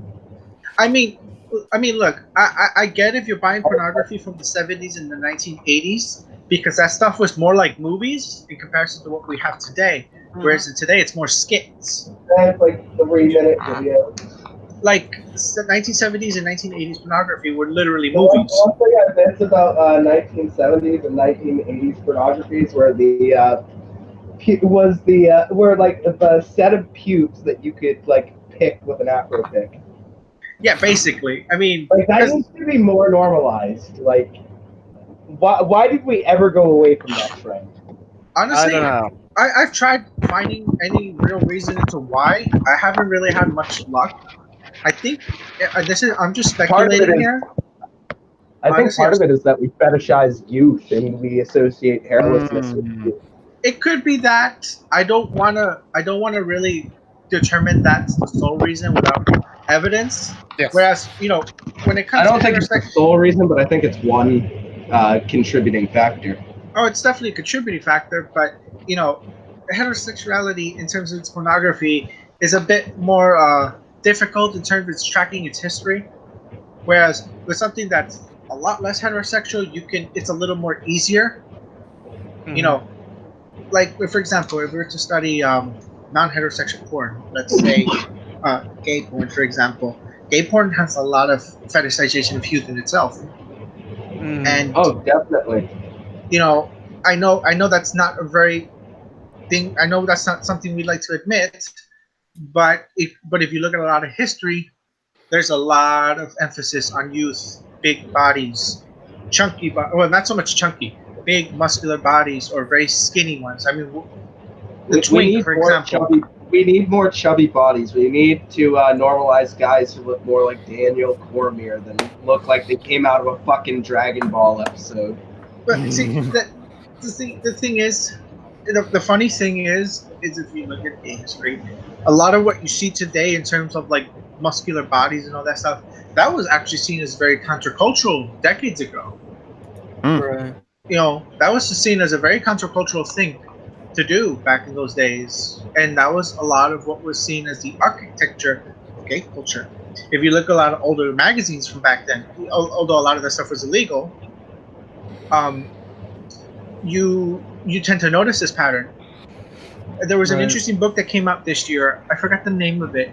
and where they were talking about modeling and men, and they got like a ton of rave reviews. And I remember one of the reviews was from a prominent like LGBT historian, Leila Roop. I still have to pick it up. Maybe someday I'll come back to this conversation and explain it. But in terms, I'm not disagreeing that fetishization of youth is a real thing. It's always been a thing throughout history. I think we just tend to notice it more now than ever before, because now it's much more in your face than it's ever been. I mean, because you can't virtually, it's virtually, you can't escape it either. You see it in movies, you see it in modeling magazines, you see it even in propaganda posters, advertising, and so much other things. You tend to notice you see a lot more younger people. You don't really see older people. This is especially true if we look at it across gender lines.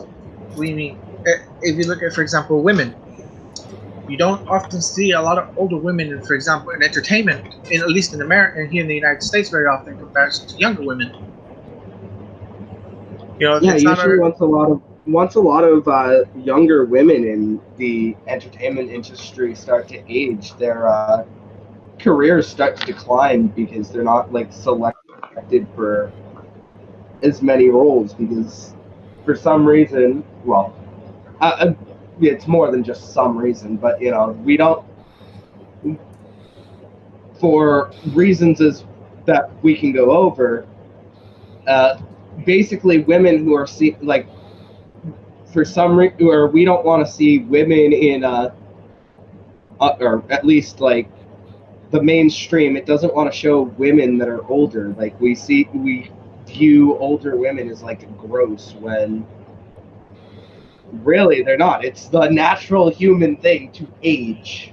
I think in general, I mean, I don't disagree with your point. I think your point is still very valid, and it still holds very true in a good chunk of the entertainment industry, and even in society as a whole.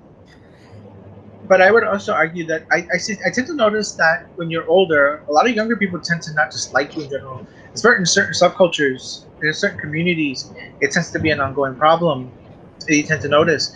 For example, and this is especially true in the LGBT community, where if you're an older gay man, I can't really say much for lesbians, because that's not really a circle I'm in, being that I'm a man.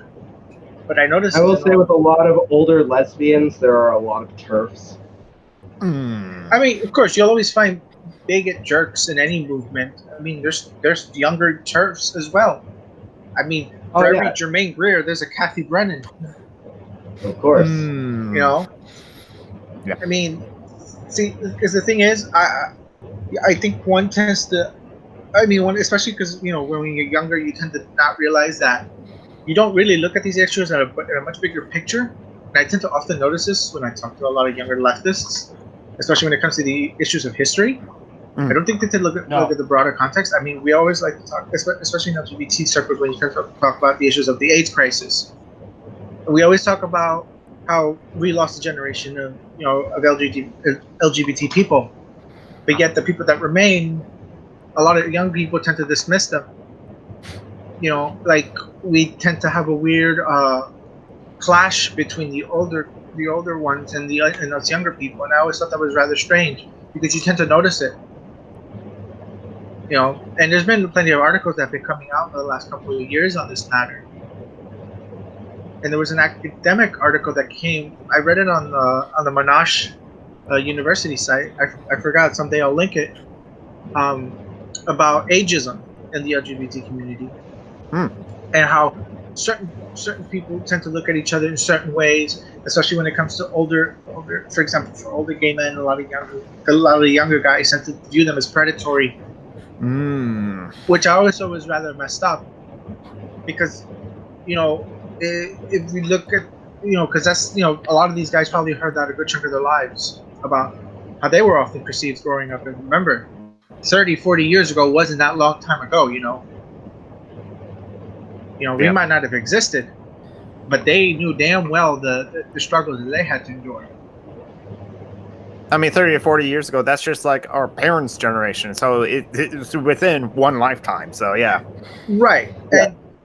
And, I've spoken to a lot of older gay men, and they've told me the things that they had to endure growing up and when they came out, and when they started living their own lives as as real as they had to live it.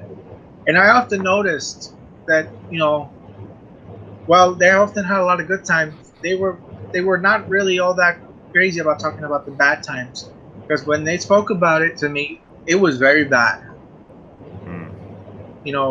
And I could definitely see where it's coming from, because I was a kid of the 90s and the early 2000s. So I knew that throwing nasty slurs that they had to endure, well, along with the violence, was not something necessarily new that I saw and endured. Right. So if I had to endure that crap growing up, I can imagine it them going 2 or 3 times worse than me. Oh yeah, I mean, as someone too who actually has been like assaulted in like homophobic attacks, the fact that I've had to deal with it, I can't imagine what older gay people had to go through when it was much less acceptable than it is now. Yeah. Exactly.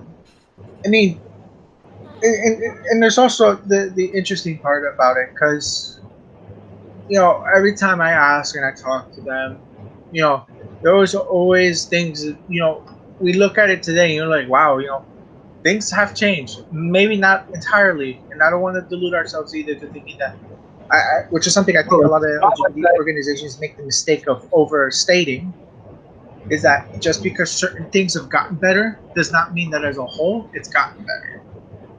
Yeah, it also does not mean that like you can't that progress pendulum can't go backwards. Right, exactly. It's funny you mentioned that. It's much more like a pendulum than it is like a straight line. Almost all basically we found that or I heard something recently that apparently there's less people now who support the LGBT community than when gay marriage first was allowed, and it's because as they've started to understand that trans people are a thing, like transphobia is an issue, is also like it's making people who it's making people who once said that they supported LGBT rights not support it as much because because they can't get past as long as bigotry is still there, there's always a chance that you can go backwards on progress. Absolutely. Actually, funny thing you mentioned that. Well, I can't really speak on the transgender issue on this, at least in this particular context. There was recently GLAAD released a study. They had a sample of over 2,000 people, I believe, in which they began to notice a small trend of people beginning to have less supportive and a bit more negative views of the LGBT community. And this was something they released this year, not so long ago. And I've always wondered, because one of the tricky things about these kinds of statistics is often, because remember, they're mostly based on questionnaires.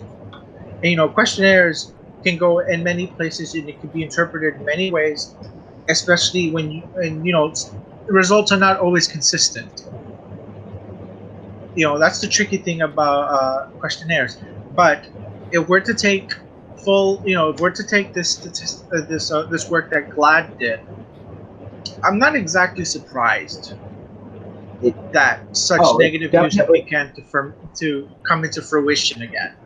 Mm-hmm. Oh, it definitely doesn't surprise me either. It's like it's something too that like living as like part of the LGBT community, like the bigotry against LGBT community and certain like views that a lot of people would have thought have changed like are actually coming back.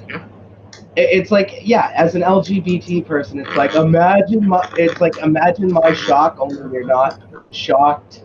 You're about as shocked as Paul Joseph Watson was when he would say, "Imagine my shock." I'm shocked. I'm shocked. Well, I'm actually not that shocked. I mean, imagine my shock. I mean, but see, the thing is, when I let me crack my breath. Okay. You're like, I gotta recover from that real quick.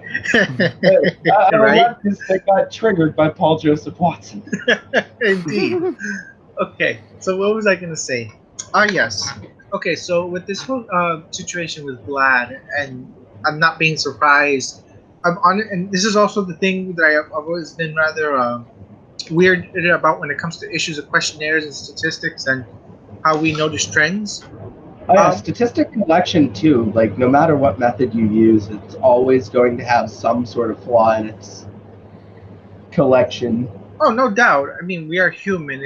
Statistics is a human construct. To take a bit of wording from the sociologist Joel Best.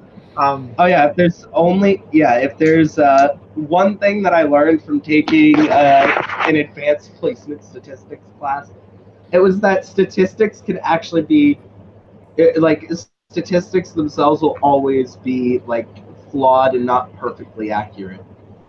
Oh, I agree. But I'm not so much interested in questioning the methodologies that Vlad is using in this particular issue. That's a whole different conversation for another day. But I am interested in making a bit of a commentary on the attitudes change.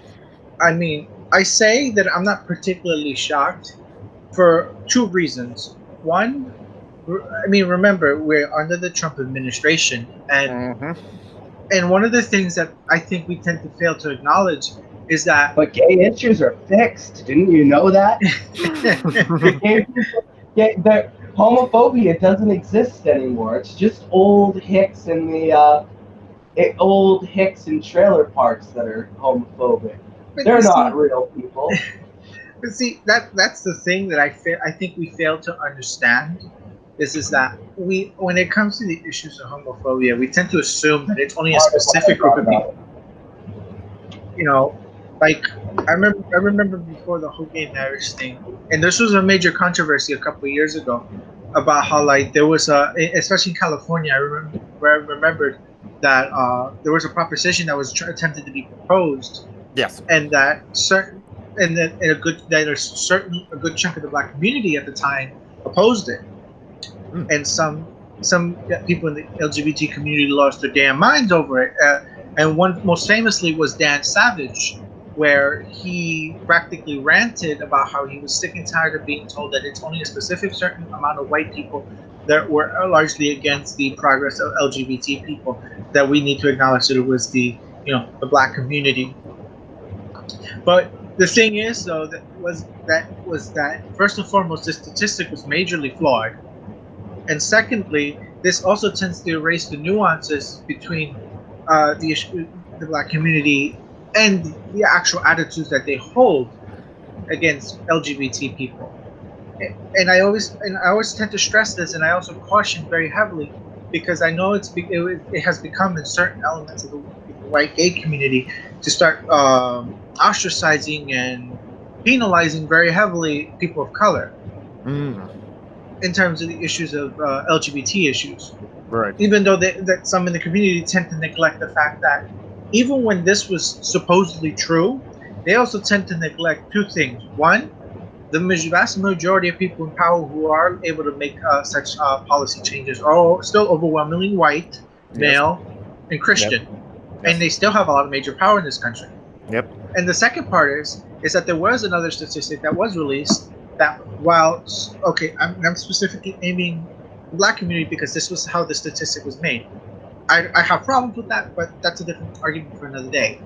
Where while there was a vocal opposition to the LGBT community from the black community, when it came to the issues of policy, they actually were not very much for that. In fact, it was the opposite. A lot of them were not even for that to begin with. They might have their qualms, but they weren't, in terms of policy, they were not for that. So, you see, but the thing is, I also have to caution, is that it is easy to blame, for example, the black community, especially because it's become such a fashionable thing, especially when it comes to LGBT issues, which is why a lot of people of color and a lot of black people tend to have a very rather difficult tension here, because again, there's still gay black people, there's still gay trans people, and but they're not the only community that tends to get given a lot of crap for this. Latinos tend to get a lot of crap from it too, or Latinx, however people decide to make the term these days. I tend to just use both as like a kind of slash, because I think Latinx refers specifically to like American, or not American, but like people born in like I think it refers to like people who were born in like the United States but are of like Latin American descent, where I've heard Latino is still like how you refer to people of Latin American descent. I don't really know, so I just use them both because I think that both of them get roughly the same point across, and neither of them are slurs. So, I mean, I agree. I mean, but at the same time, I can also see the argument that some people would try to make that the Spanish language is very heavily gendered, which I concur with that. I'm not disagreeing with that. My Spanish teacher, who was from Puerto Rico, actually made that same point. What, that Spanish is a very gendered language? It's a very gendered language, and I think he actually said it was I think he referred to it as like an almost sexist language. I mean, yeah, I wouldn't disagree with that either. I mean, English is a sexist language as well. It's also French. Yeah.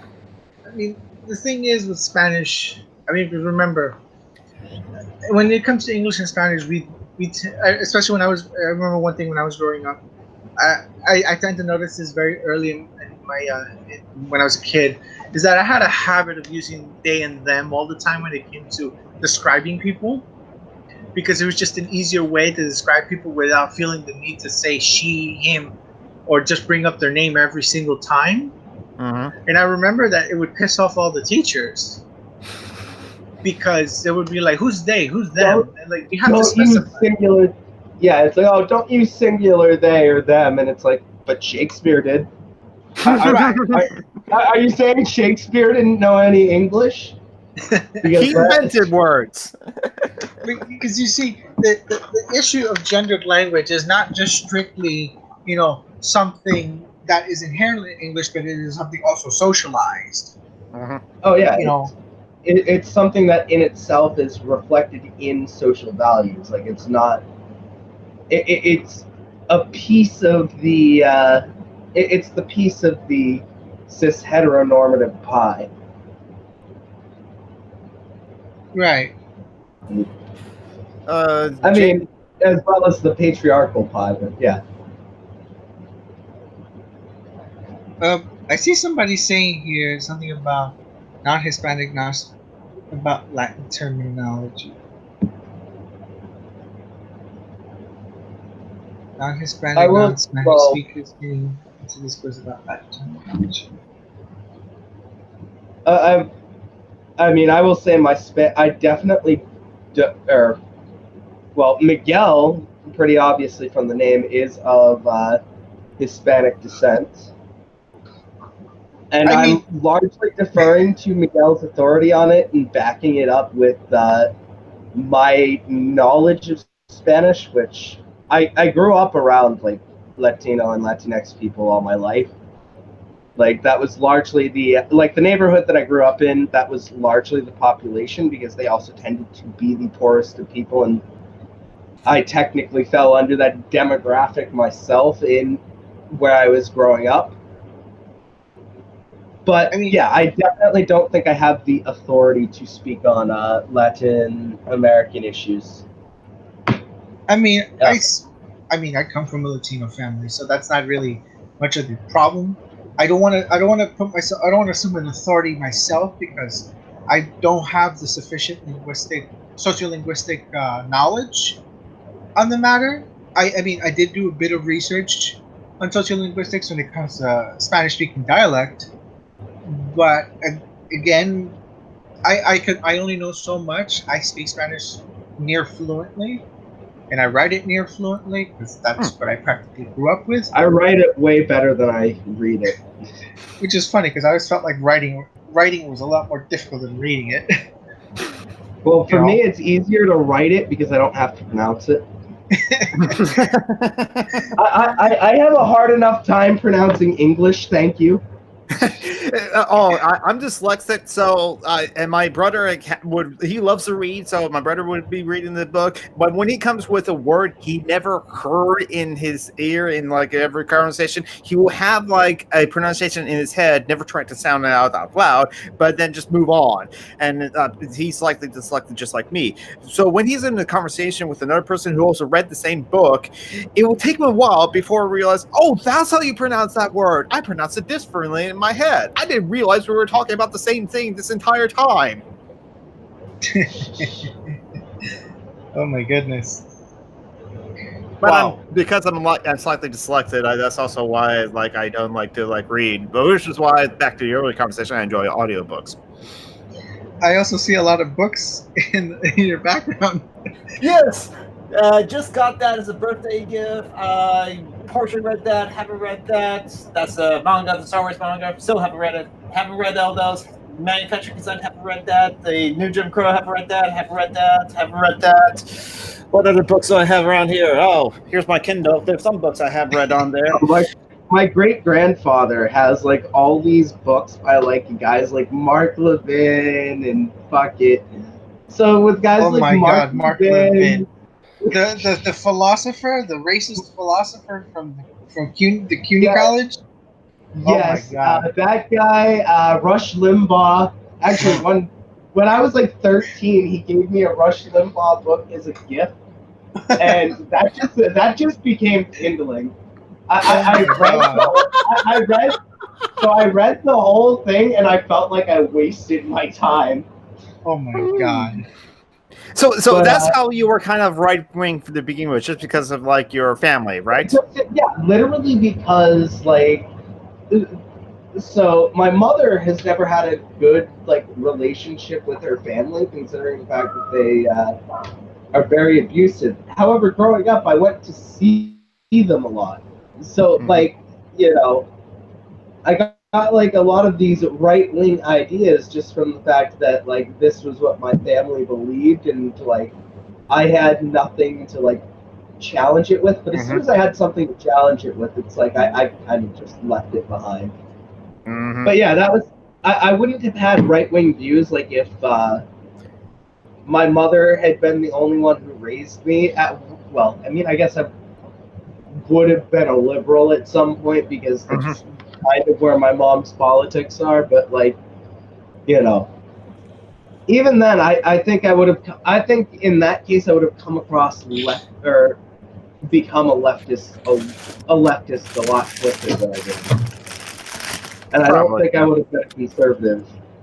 But yeah, that was kind of how I was a neocon. Because my great-grandfather, the best part is that he has all these books, but he's only read 2 or 3 of them. And he's got this bookshelf of Rush Limbaugh books, all the. I'm trying to think of some other ones. The ones that pop up to me are oh, he has a Newt Gingrich book. And you know what's funny? Even my grandmother thinks Rush Limbaugh's a douchebag. And my grandmother's a Trump supporter. I mean, Rush Limbaugh's a douchebag regardless of what political spectrum you are. Yeah, I guess it's true. I guess it's the one thing in this world that's objective, is that Rush Limbaugh's a douchebag. And remember, douchebaggery is not exclusive to any other political ideology. They're all over the place. Not. Oh no, there are definitely people on the left who are douchebags. It's not Which reminds me, I don't know if y'all saw that dumb article from Spiked Online with those 2 women, Amber Lee Frost, who wrote an article a couple of years ago on current affairs, and some other woman, Anna something, about how they were the anti-woke left. Oh yeah, I saw that going around on my Twitter.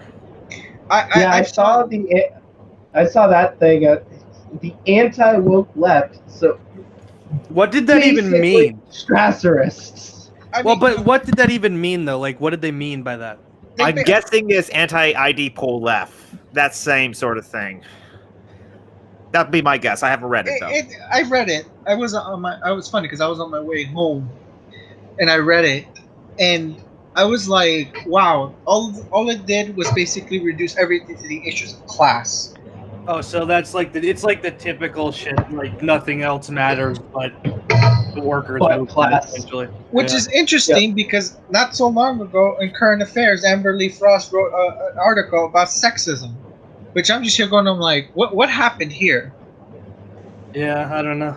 You know, okay, because basically their whole like chip on their shoulder is basically that the biggest issue and the most pressing concern issue here is class, and that they're not trying to reduce the other issues, but to them that class is fundamentally the biggest issue to be pressed about in the American left, which comes off as really tone deaf, considering that across class lines, not everyone's inherently equal.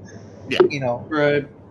And yet, for some reason, you have this cabal of leftists who think that the only real axiom of oppression that somehow matters is only class.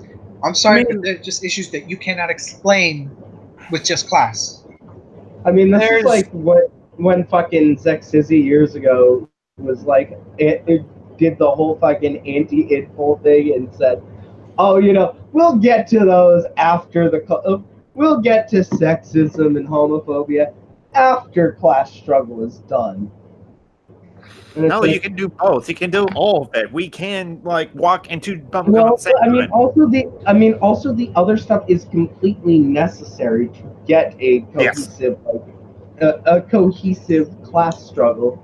You need a working class that is willing to work with other people who are who have more melanin than them.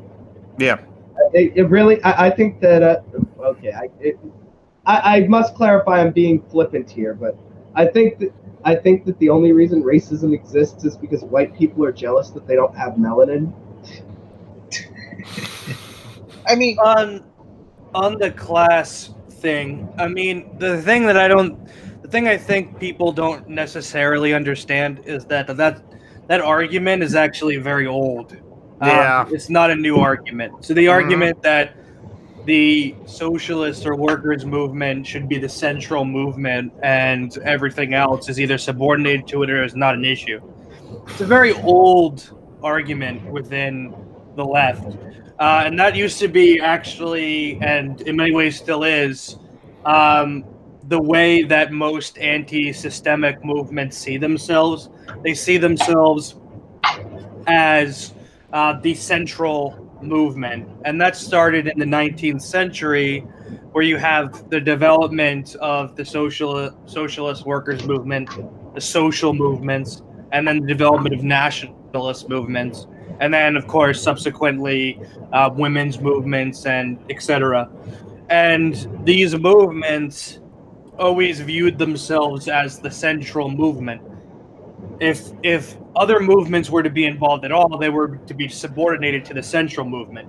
So, for instance, if the socialist and workers' movements were going to care at all about women's issues or the issues I'll of be right back. nationally oppressed groups, then those issues were going to be subordinated to the workers and socialist movement. And so that resulted in things like the trade unions that were under Socialist Party guidance and the socialists themselves saying that, for instance, women's movements were, petty bourgeois, or, for the middle class. And then there was also the fact that nationalist movements and the socialist movement were competing in the sense that nationalists often wanted to create their own separate state in territory that the socialists wanted to take state power in. So when you have people today saying that class is the major relevant issue and everything else needs to be subordinated to it or thrown by the wayside, it's a very old form of kind of left sectarianism that has existed since the middle 19th century, at least. So it's not, it's not, if it's presented as the anti-woke left or some like new kind of innovative idea, it's not. It's a very old sectarian idea, and what it leads to is sectarianism. It leads to movements instead of working with each other to achieve their general aims, they just fragment and make themselves less effective. Also known as the Trotskyist problem. Yeah.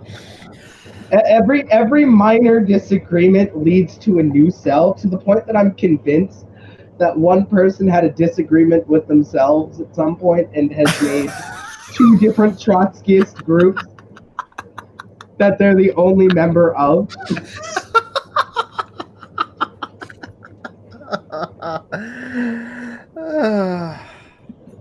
I guess I'm glad I never interacted with a Trotskyist before, or if I have, then I didn't realize it. They're usually not very pleasant, I have to say. I will say, with the exception of two friends that I have out here who are Trotskyists, one of them being the TM for a campaign that I'm playing in, and the other being the paladin player of that campaign. They've been pleasant, but yeah, generally I find that a lot of Trotskyists are just very pleasant, as well as a lot of MLs. I mean, Leninoids in general are kind of shit, to be honest with you. Leninoids. Yeah. Oh, Leninoids, okay. Okay. Brainweed or gangweed. All right, so should we move on to our next topic? I just want to I just want to just briefly go back to an earlier conversation, how most people don't have porn on DVD. I may be the exception, though there are DVD games. But that's because What the fuck is it? Wait, hold it up again. Sweet Home, My Sexy Roommate. Oh my god. It's a harem one. It shoot me in the face. I have a lot of them that's in arm's reach. I won't show all of them on screen because there's not appropriate for YouTube. I 1, 2, 3, 4, 5, 6, 7, 8, 9, 10, 11. Hey, if you're a connoisseur, you gotta get them. I mean, yeah. All right. So with that, should we move on to the biggest one in which I feel like this is the one Geek wanted to talk about the most? Radical imagination of our visions of the utopia future, near future world without coercive, unjustifiable hierarchies. Yeah, I'm okay with moving to that. Mm-hmm. Yeah. So, I think back to radicalizing liberals. I like to think that the best one thing is just I honestly imagine a near future anarchist society to not be too different from how the things are right now. It's just that say all the bills for rent, the water, all this, and charges for food and all these things. We don't really have those things.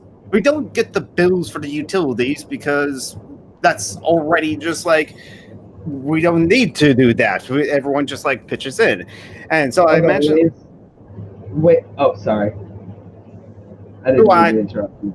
Well, that's kind of how I imagine it with how technology currently is.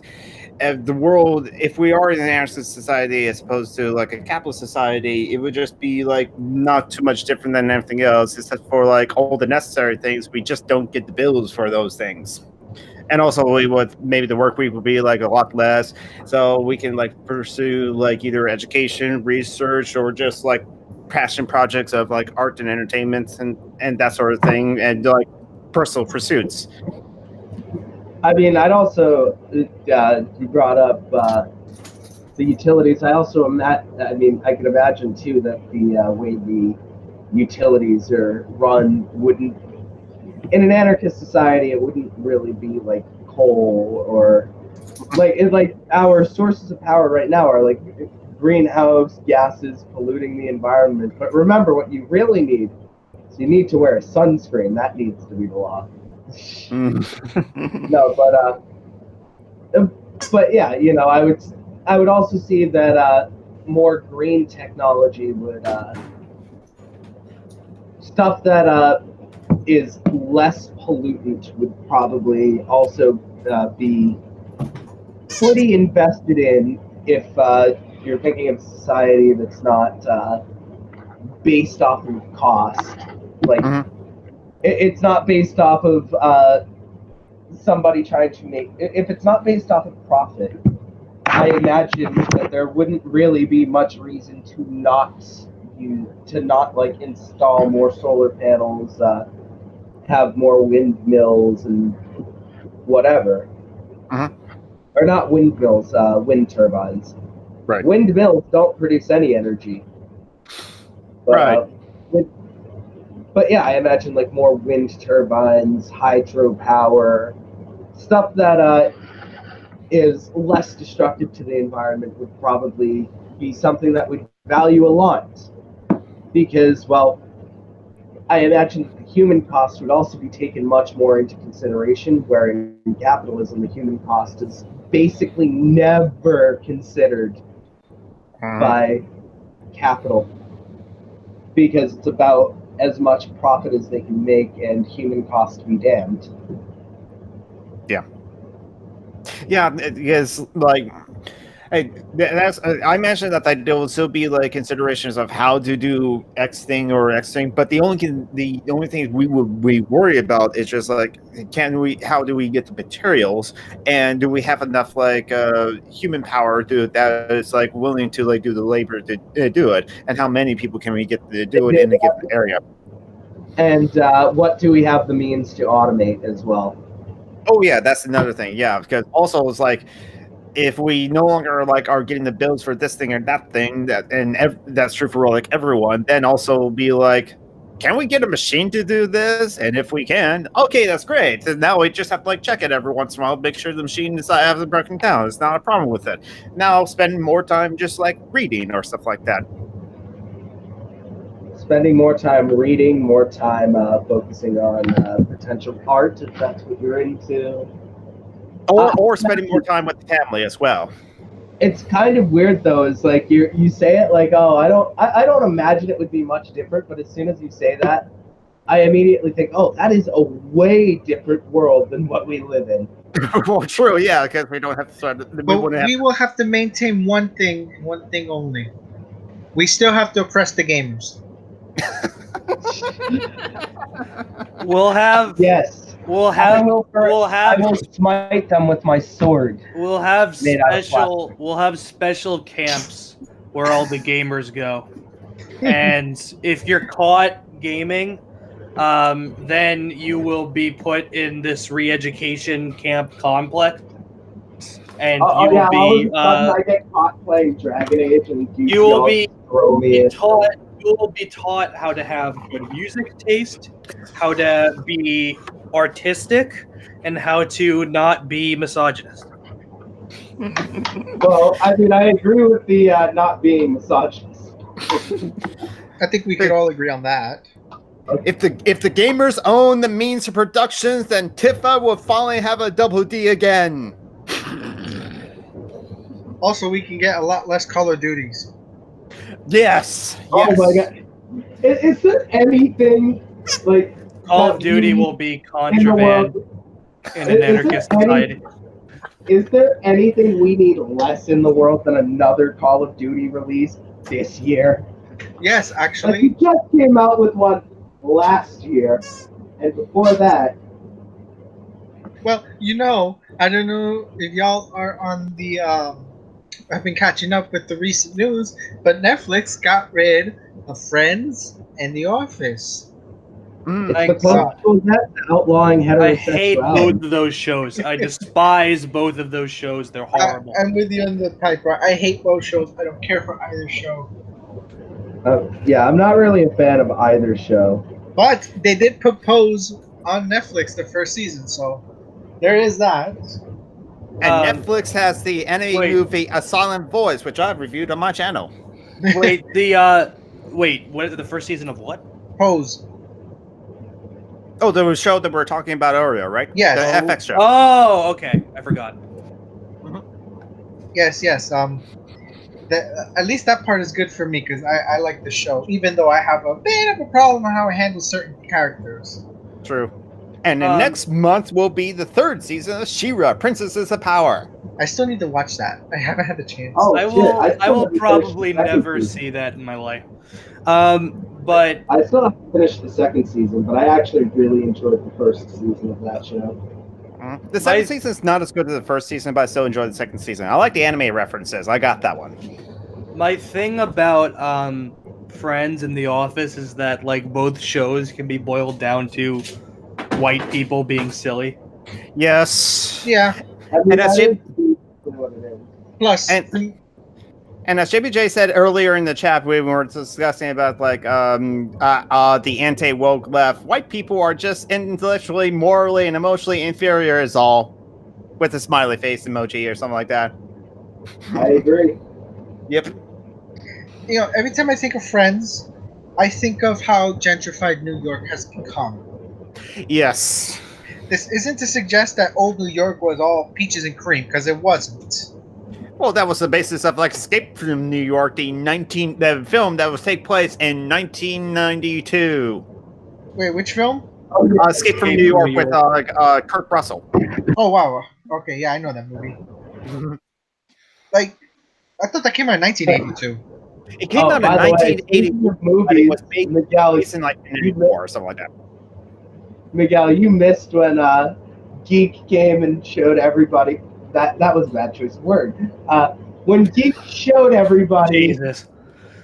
that they have porn DVDs. Only Him is like one of them because they're not because the other ones are apparently YouTube ban worthy. So I would definitely appreciate. How do you sell porn DVDs where like it's fucking on the cover? It like literally on the cover it shows you everything. Well, because at Sakura Con they just had to put like sticky tape, like post-its over the nips. Actually, there is a Jesus Christ. There is a market for vintage porn. There's this distribution company called Vinegar Syndrome, which I may have considered purchasing. Well, you know, I'm aware of this market.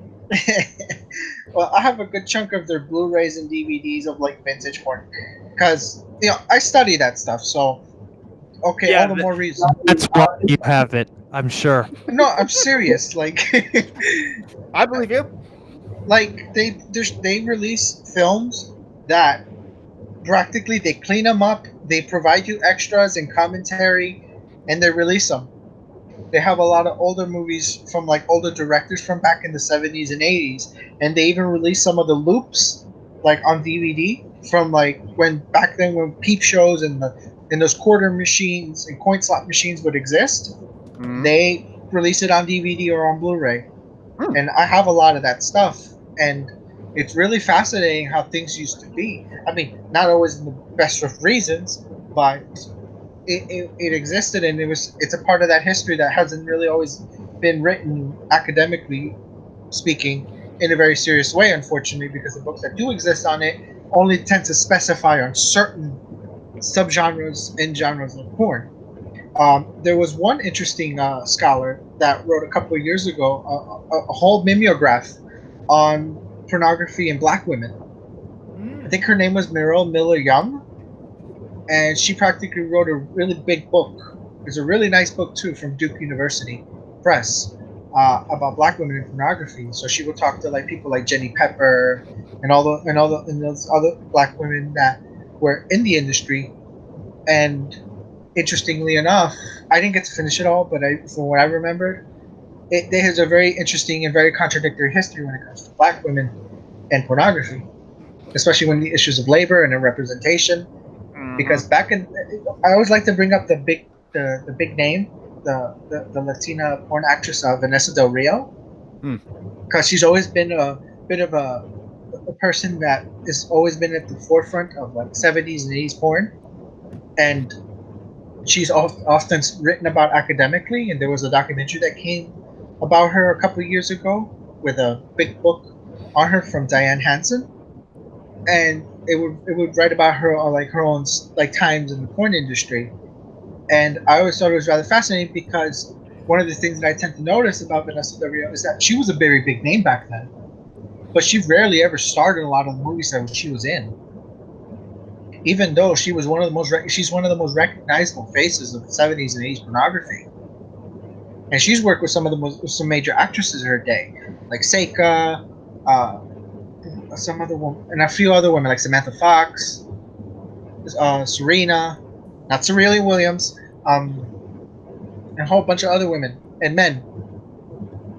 And yet, when it came to starring, she rarely ever got a starring role, even though she was always a big name, and she was in a ton of these movies. You know, some of it hasn't even gotten a proper Blu-ray release. But this month, I know they're gonna have another movie that's on her with her, not so much starring with her, but she's in it, from Vinegar Syndrome. Vinegar Syndrome. Their company that came out a few years ago, they were a streaming service. They were known as Exploitation.tv. Oh. They streamed a lot of like exploitation, horror, and adult movies before they became Vinegar Syndrome. And they now release a lot of their stuff on Blu-ray and on DVD. And a lot of their stuff is very high quality in how they release it. They release horror movies, a lot of B movies, a lot of exploitation, grindhouse movies. Miguel, I have a Yes. question for you that's kind of related. Do you know Gail Dines? Yes, I'm familiar with her work, unfortunately. Can you tell me your opinion about that? Because I saw like left bookers like being very approving of it. Decent historian. I'll give her that. When it comes to her history, she knows her stuff. Yeah. But in terms of analysis on pornography, absolutely some of the worst scholarship I've ever seen in any real sociologist. Really? I mean, and believe me, I'm not alone in that. Like, I know plenty of academics that I've spoken to who do not think very highly of her work. Some of her biggest critics being Ronald Weitzer, the anthropologist Laura Maria Augustin has written about her, and so many other scholars of that caliber who are deeply critical of people like her. Mm-hmm. She was, funny story is, I was actually introduced to Gail Dines on Penn and Teller's Bullshit.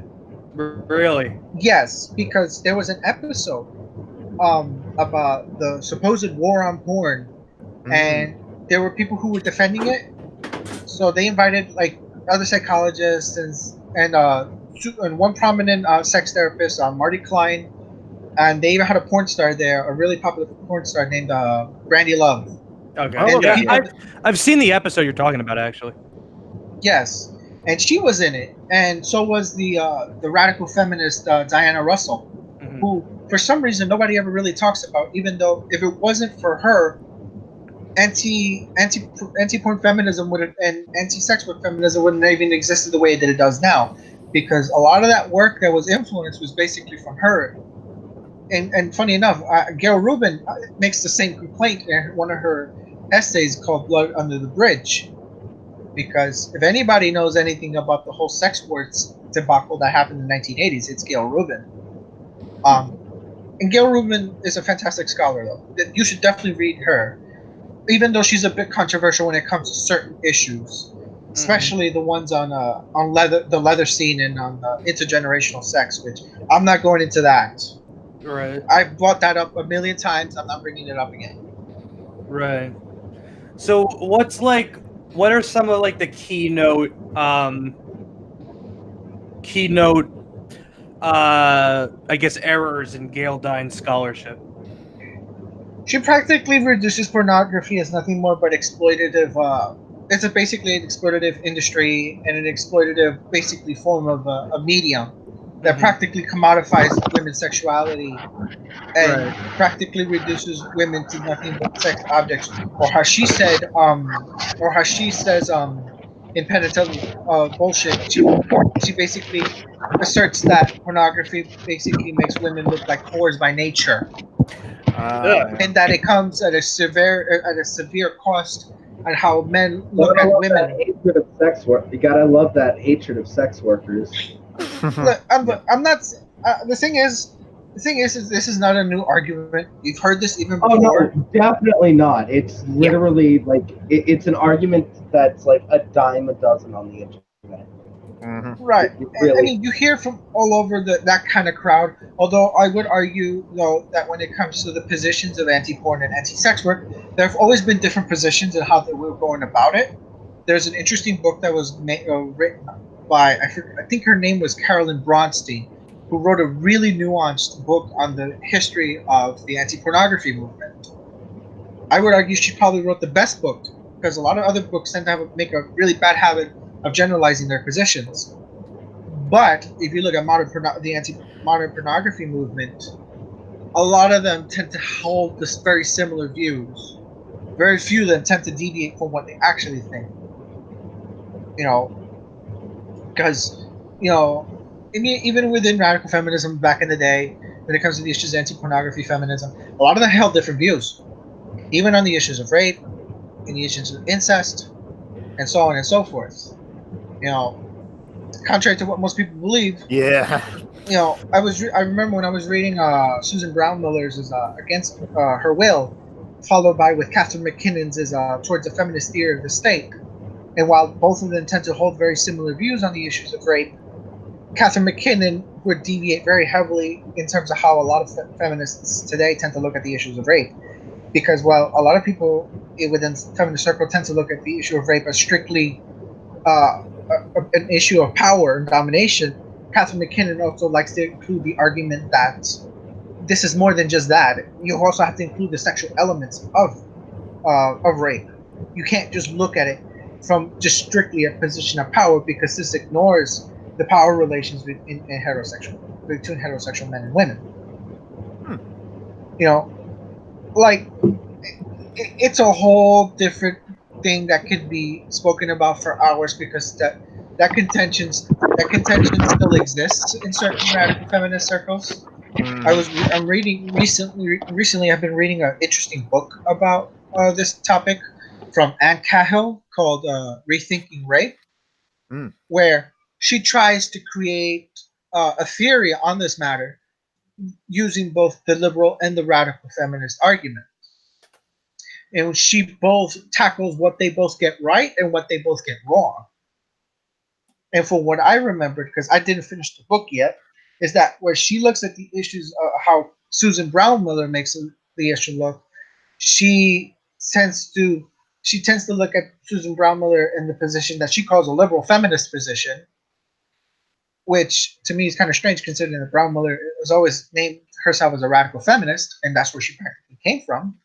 But I guess I could see why she considers it a liberal position, because that's how a lot of liberal feminists and even other feminists tend to look at the issue in terms of the issues of rape, where she practically looks at it that she practically ignores the sexual elements of these issues, despite the fact that Susan Brown Miller has even brought up a lot of issues when it comes to the issues of sexuality. Whereas I'm trying to keep this really brief. It's not the most nuanced take on the matter, but I'm just trying to keep it brief. Whereas with Catherine McKinnon and her arguments, the problem with Catherine McKinnon is that she doesn't really ever consider the issue of women's agency. She practically keeps them in a subordinate position, because to her, no such thing can possibly exist in a society like ours. It cannot and will not exist in her eyes. Right. Which is true, because when I was reading Towards the Feminist Theory of the State, she's basically looked at every form of issue, whether it be in law and in practice and in issues of consent. She practically, she doesn't go around her way, contrary to what anti-feminists like to believe, that all heterosexual sex is rape. She never says that. What she does see is that there is still inherently an unequal balance in heterosexual sex. And that's always been her biggest argument. And she looks at it from a much more macro scale.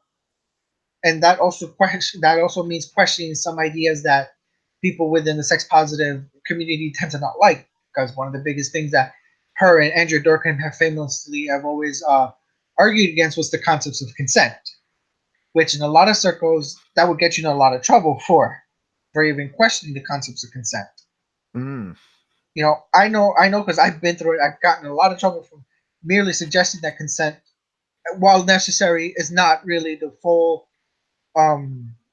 It's not the legal or practical mode of ethics when it comes to issues of sexuality in an everyday life. I mean, yeah, I only be like, at least my view on consent is that consent is like the baseline for it to not be rape, but it's not like the baseline. It doesn't make it ethical necessarily.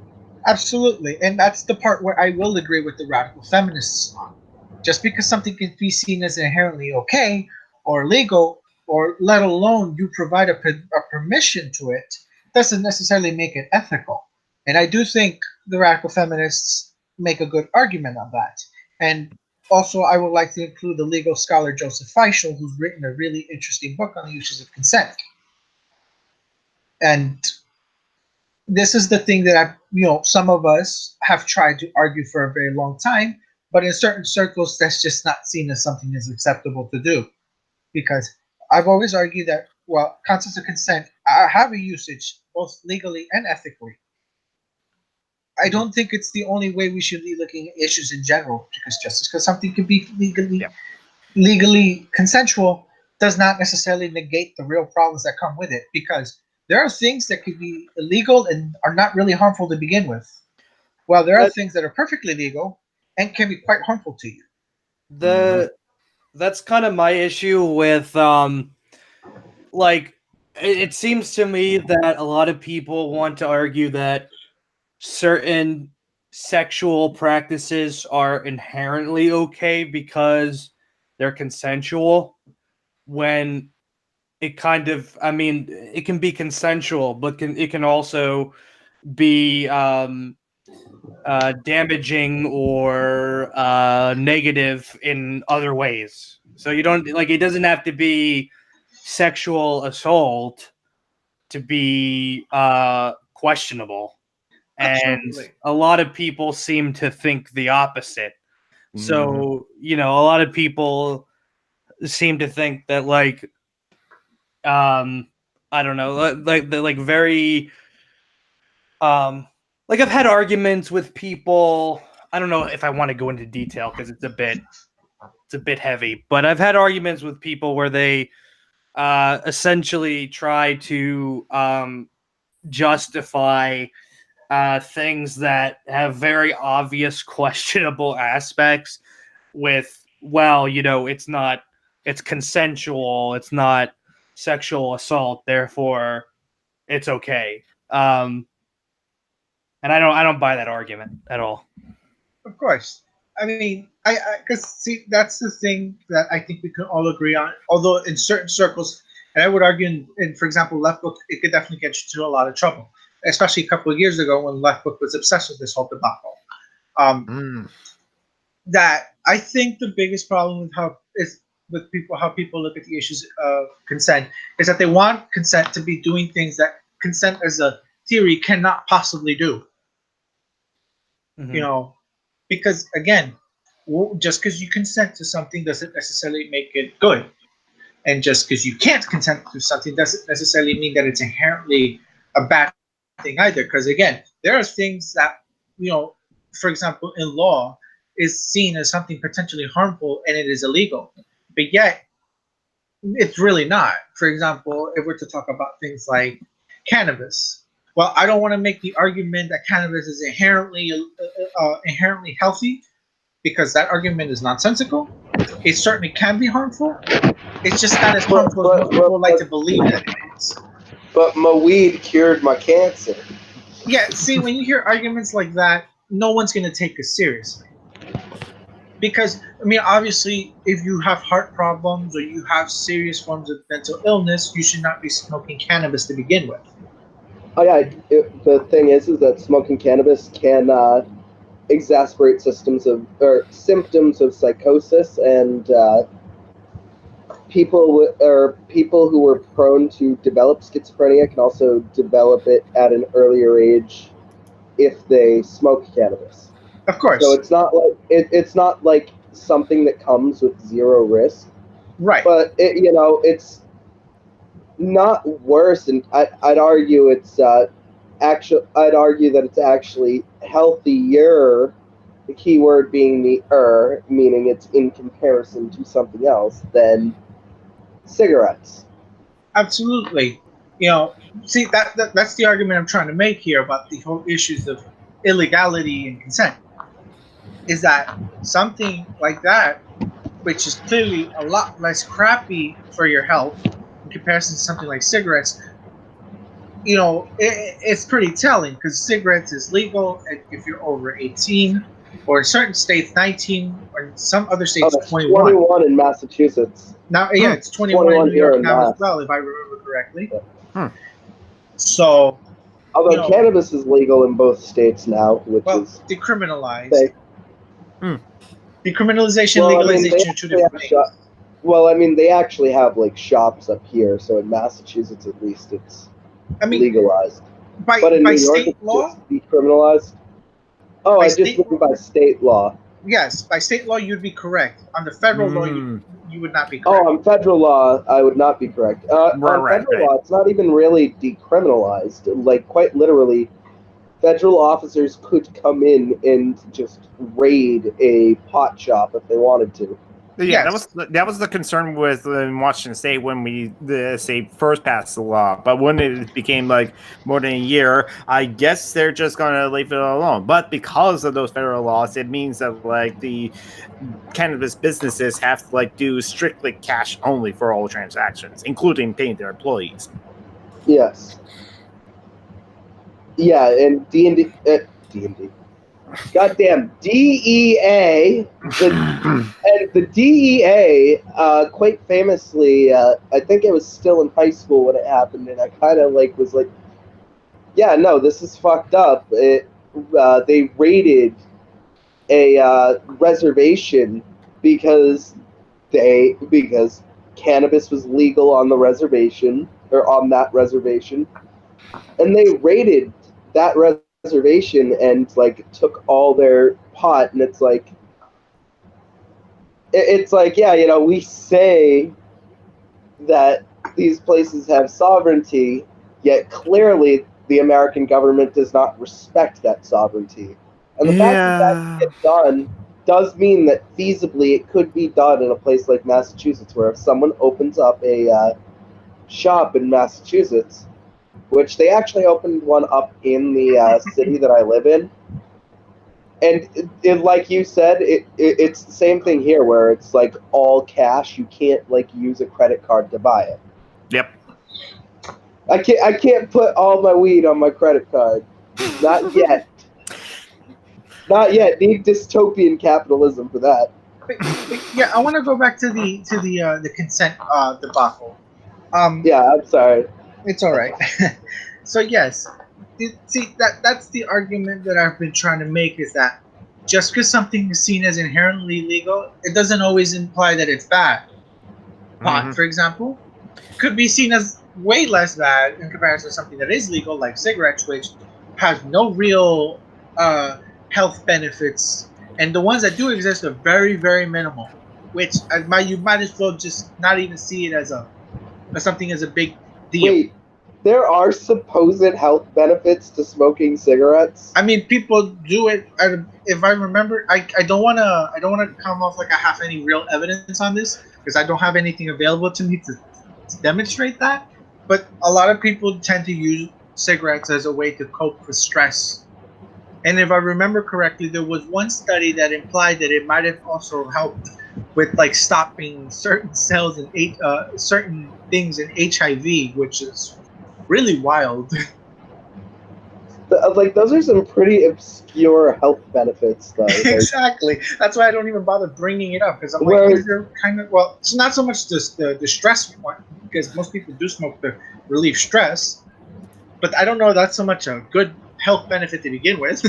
It really isn't. Oh no, especially not if what it's doing is it's also causing an addiction, because that in itself, like the fact that you're addicted will start to become a stress, in that literally if you don't smoke a cigarette, you'll just be stressed by the fact that your body's nagging you to do so.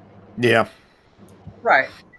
And see, that's the thing. That's why I've always argued. Like, I think one has to be careful in how we look at the issues of consent as a legal and as an ethical praxis, because you have to understand those concepts are not exactly alone in existing in terms of justification of how they're often applied in said society.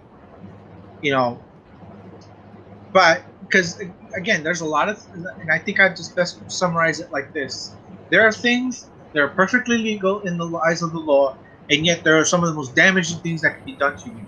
Football, for example, is a perfect example of that. Oh yeah, Where, and you're basically guaranteed to come out of it, come out the other end with CTE. I think the actual statistic was something that like 96% of former NFL players developed CTE. CTE. Chronic traumatic encephaly.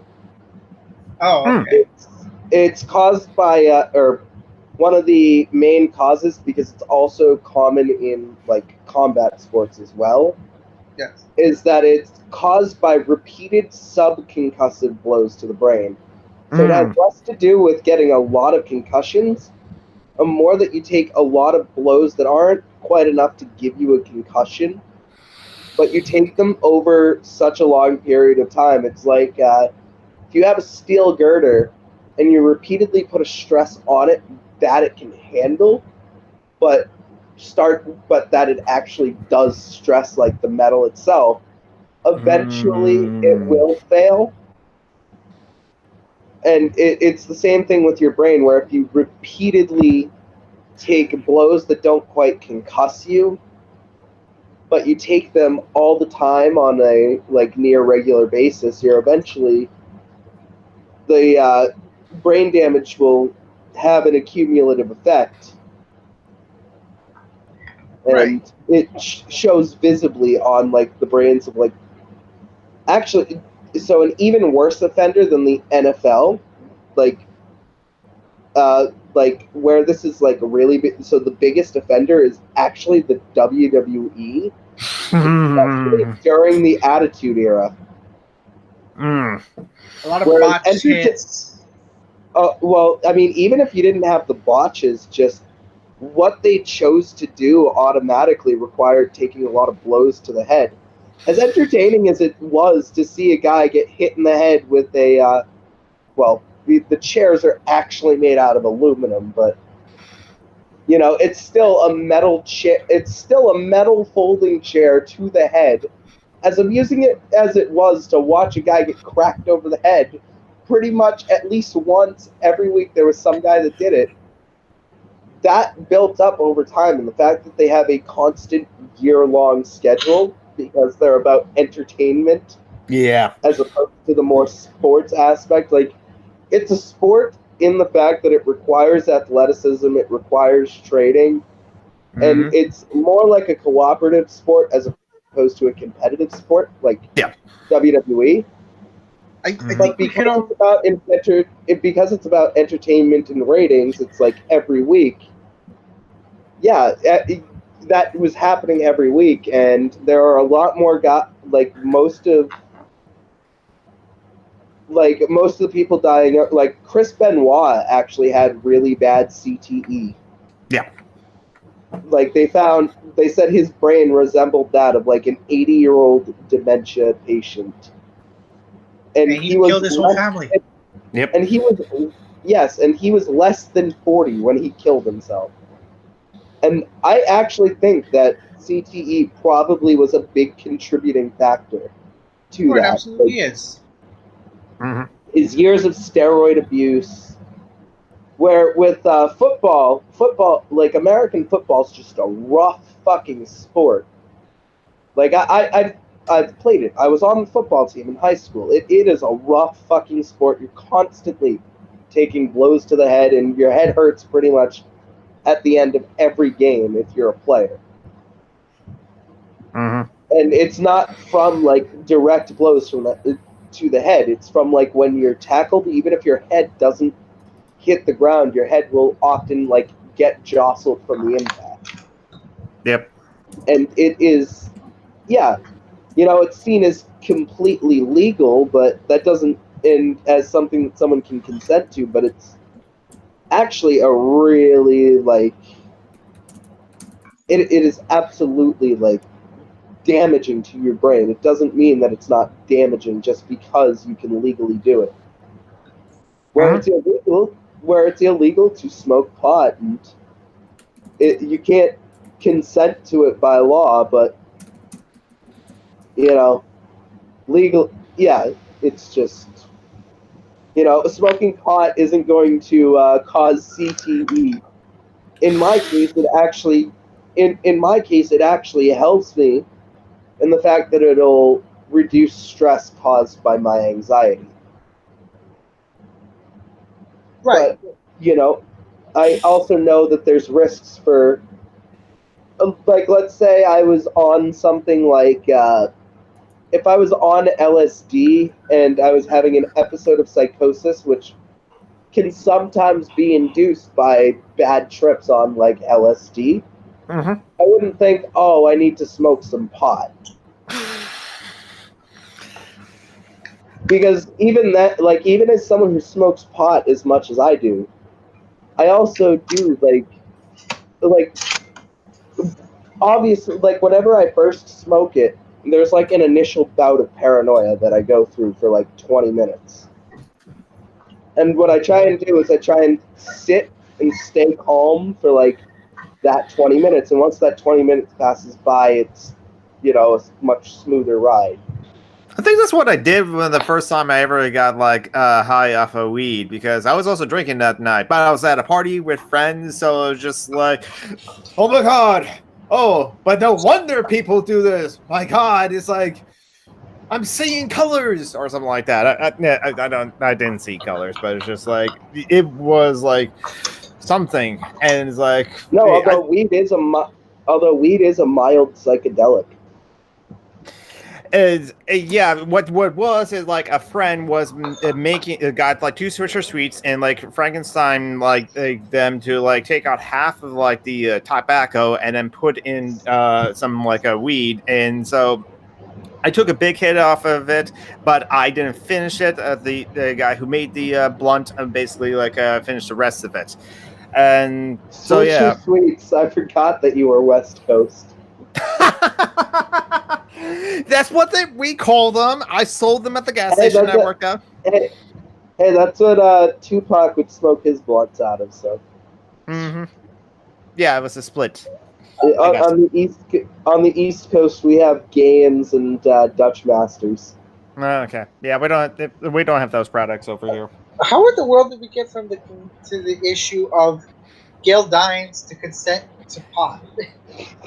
It was these you, conversations Miguel. these conversations tend to be rambly. Yes. Miguel, you got to realize I'm also a big pothead, so like if weed is even mentioned, it'll take up some chunk of time in a stream of mine, and that's just like contractually obligated. But yeah, we can backpedal a little bit if you'd like. Okay. To answer to the rambling, I only do that here because otherwise, when I'm in conferences or I'm talking to people in general, I tend to stick to the topic. It's just that in this place, we tend to be, we tend to have full anarchy.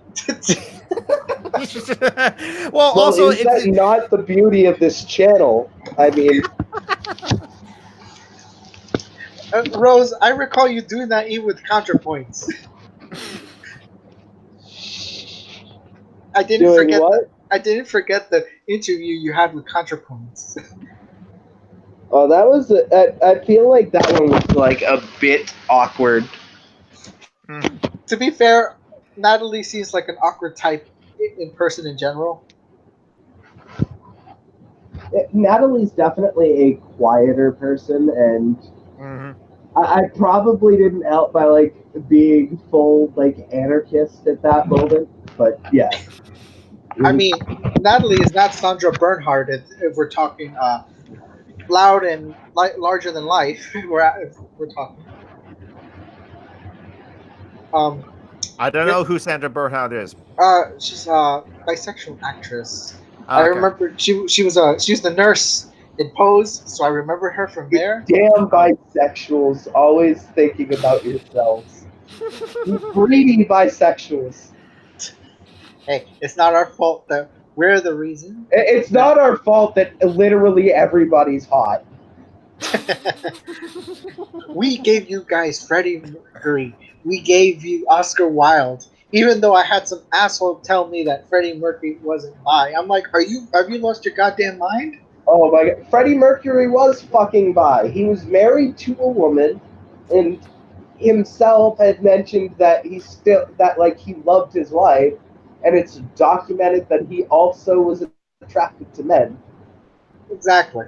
But yet, for some reason, just factually true that Freddie Mercury is bisexual. Right, but some people still live in denial of it. Yeah, that's the problem.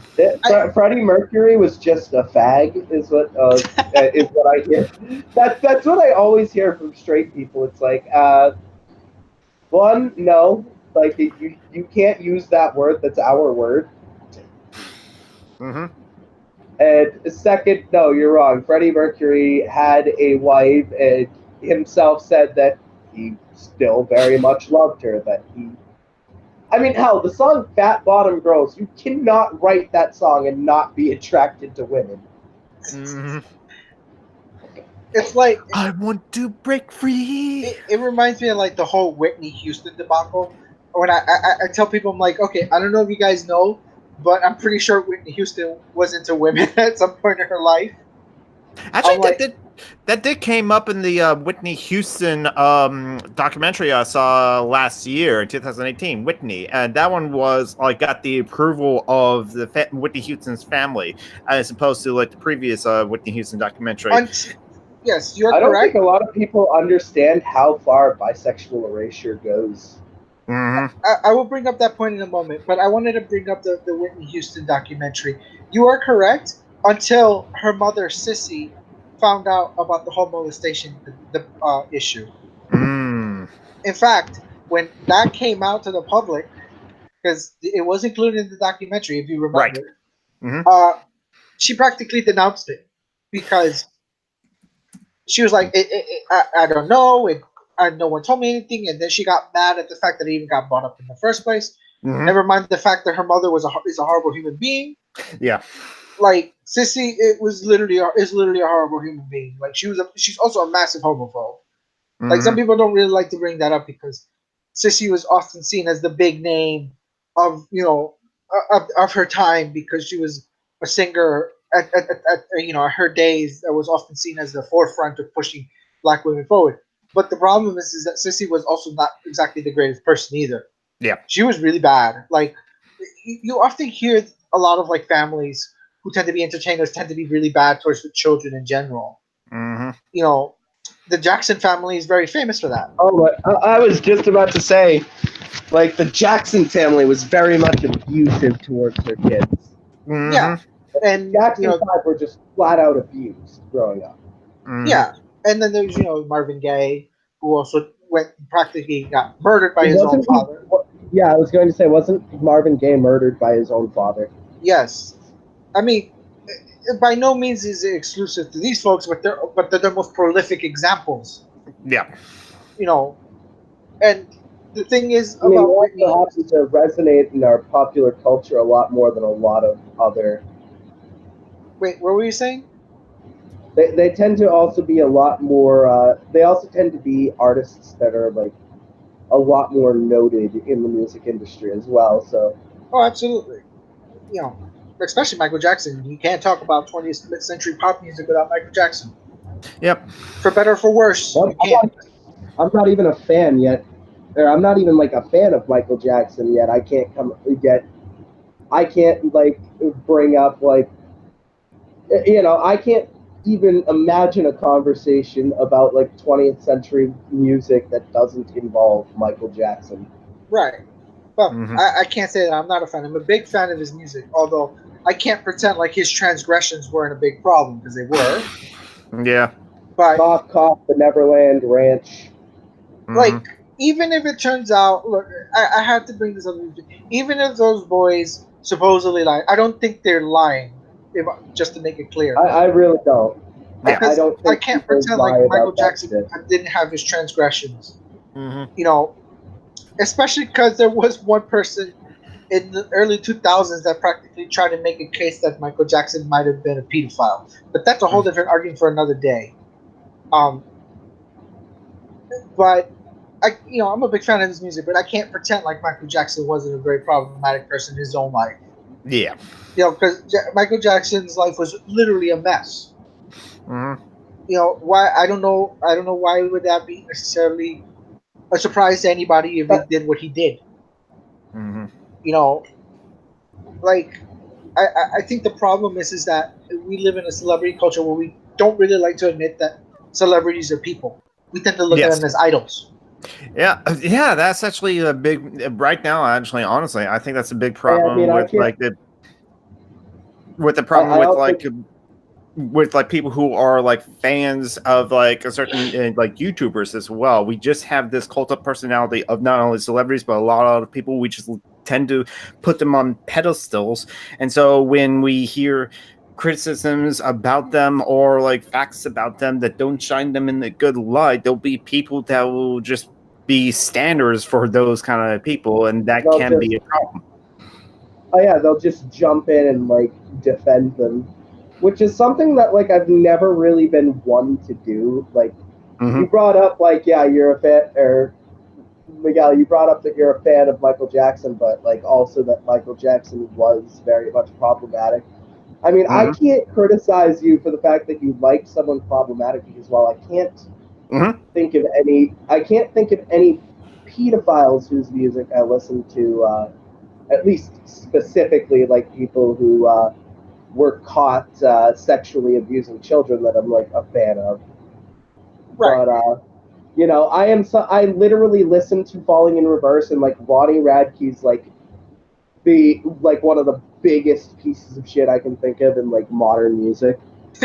Like more in like he's just kind of like a douchebag who like, but yeah, he's someone who's like, but also if anybody criticizes him, like Falling in Reverse fans will be like, oh, you just don't understand Ronnie Radke. It's like, no, I've been listening to his music since fucking 2013. And I'm like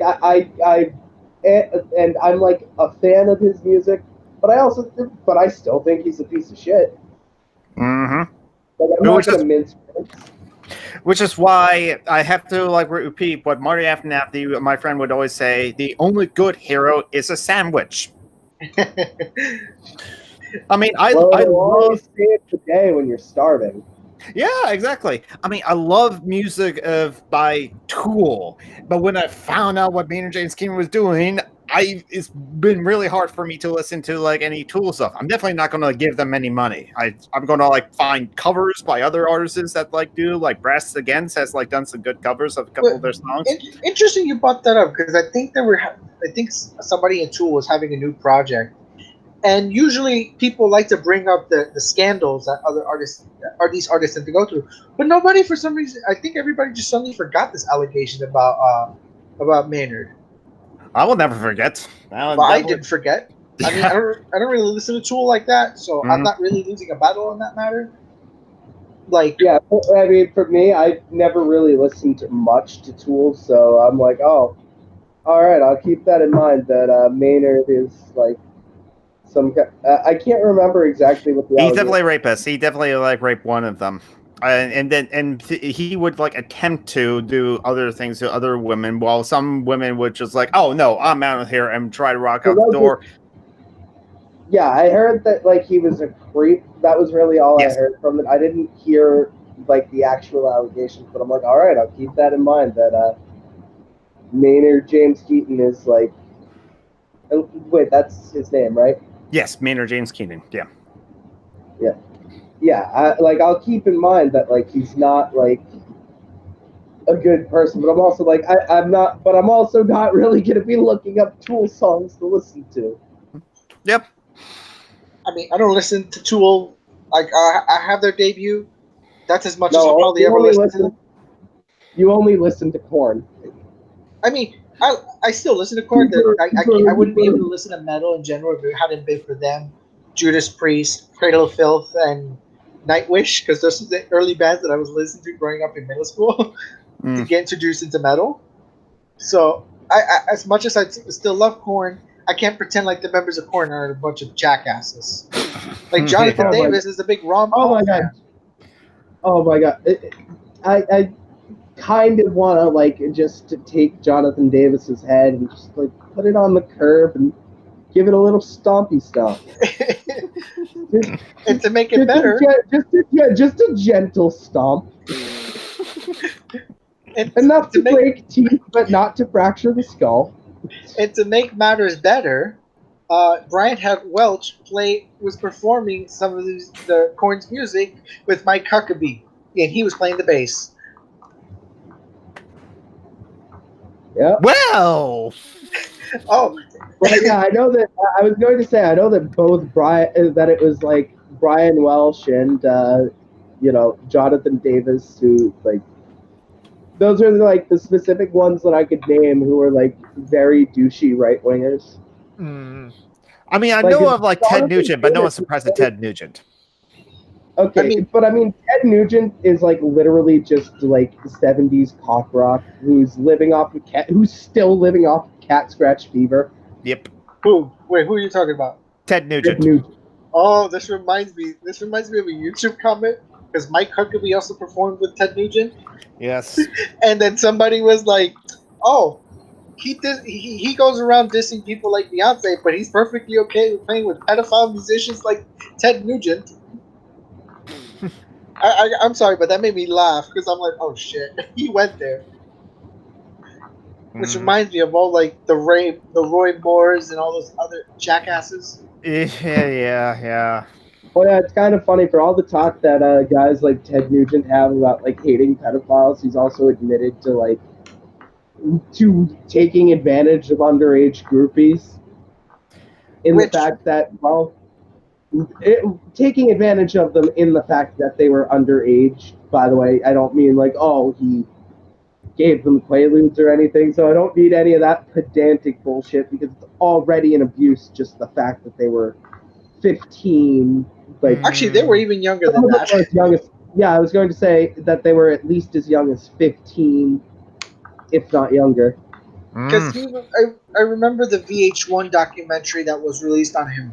This was way long ago, where they were talking about it. They were talking about it in a really like blank face kind of way, like, oh yeah, the groupies, he liked to hang around with girls. That was his real addiction because he wasn't into drugs or alcohol like so many rock stars of his day. He was into groupies, young teenage groupies. And he's like, and the way he was describing it, he's like, oh, you had to be there, da da da.